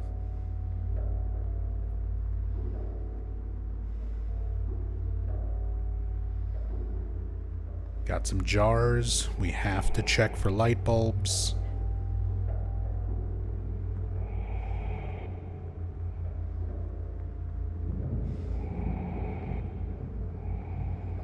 Pickled ginger, pickled beets, peppers.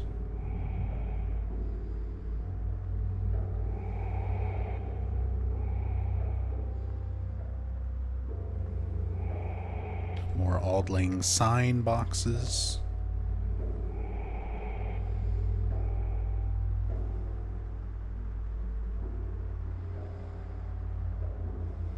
Creepy photo of a nurse, actual historical photo.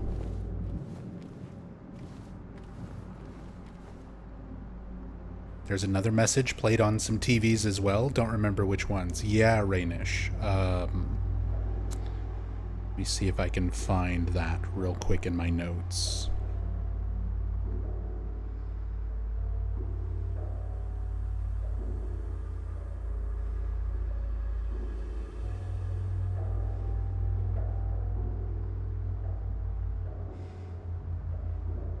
So the TVs that are in Brookhaven all are the same. They say again and again and again, over and over.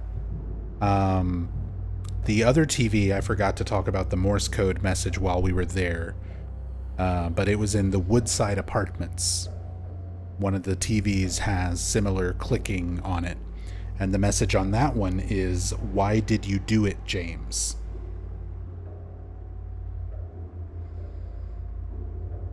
We must have been looking at a lot of other stuff and discussing it in that room, and it just slipped my mind to talk about the Morse code. It happens. I try my best to be thorough with these things, but sometimes I forget to mention some of these bits of trivia.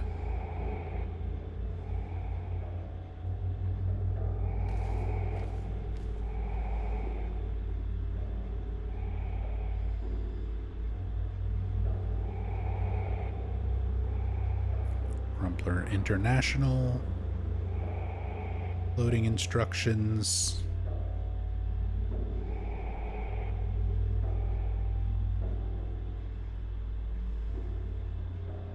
Medical dictionaries, same books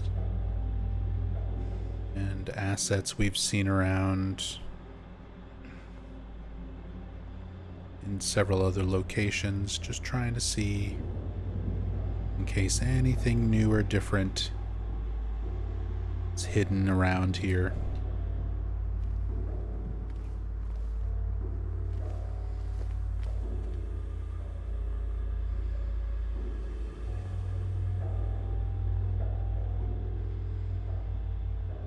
Another Eggy computer. Seen several of those.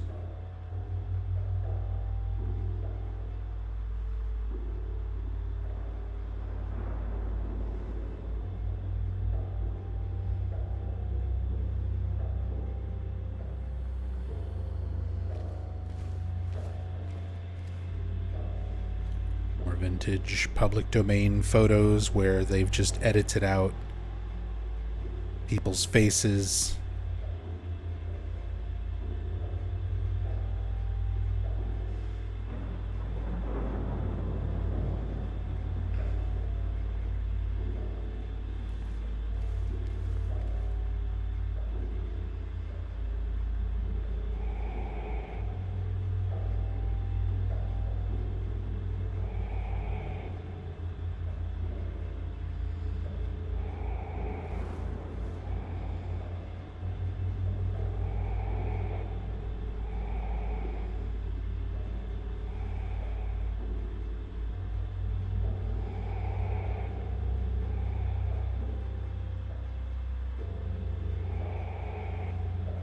I just love how detailed these assets are. And it is so cool. Very satisfying for those moments where we do find particular Easter eggs. The specialist doctors' names, that is definitely my favorite thing that we found this session.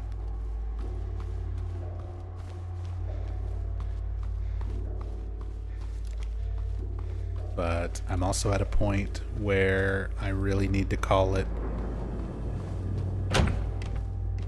Need to go fix something for dinner and take my own medication. Speaking of hospitals and specialists, I've got my own medicines I need to take, dealing with some health issues myself, so this is where we're gonna have to call it tonight.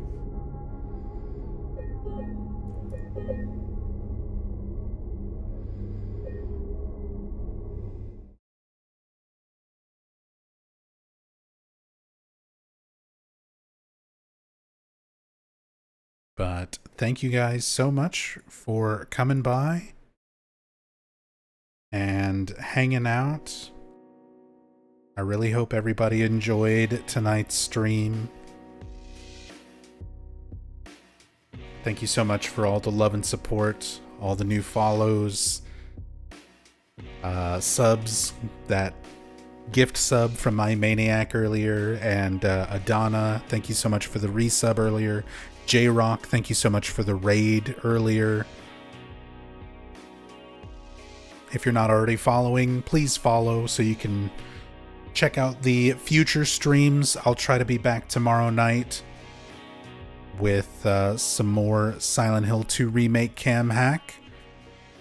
And if you're new here, you just joined us today, you want to catch up on previous parts, you can find all of that on my YouTube channels. Let me get some links.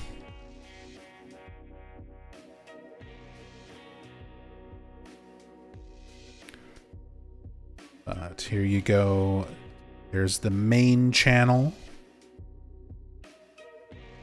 and the archive channel. So if you're enjoying yourself, enjoying the stream, want to see some more informative Silent Hill content, or just, like I said, catch up on the last 11 parts of this cam hack playthrough. I've also done a similar cam hack for Silent Hill 2 and 3 originals, so, and in-depth story playthroughs for everything in the series. But yeah, that's it for me. Thank you guys so much. Really, really appreciate it. But hopefully I'll be feeling well enough to be back tomorrow night. If not, I will let everyone know in the Discord. Let me get a link to that.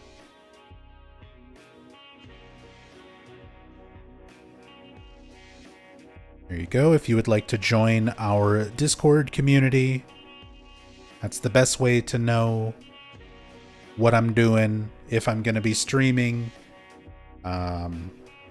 keep up with discussions. We've got Silent Hill info channels, fan theory channels, a lot of good folks in the Silent Hill community, part of our Discord. A lot of just good people to hang out and chat with as well, so more than welcome to join us there. But yeah, hopefully see you guys tomorrow night. Till then, be good to each other. Much love. Peace.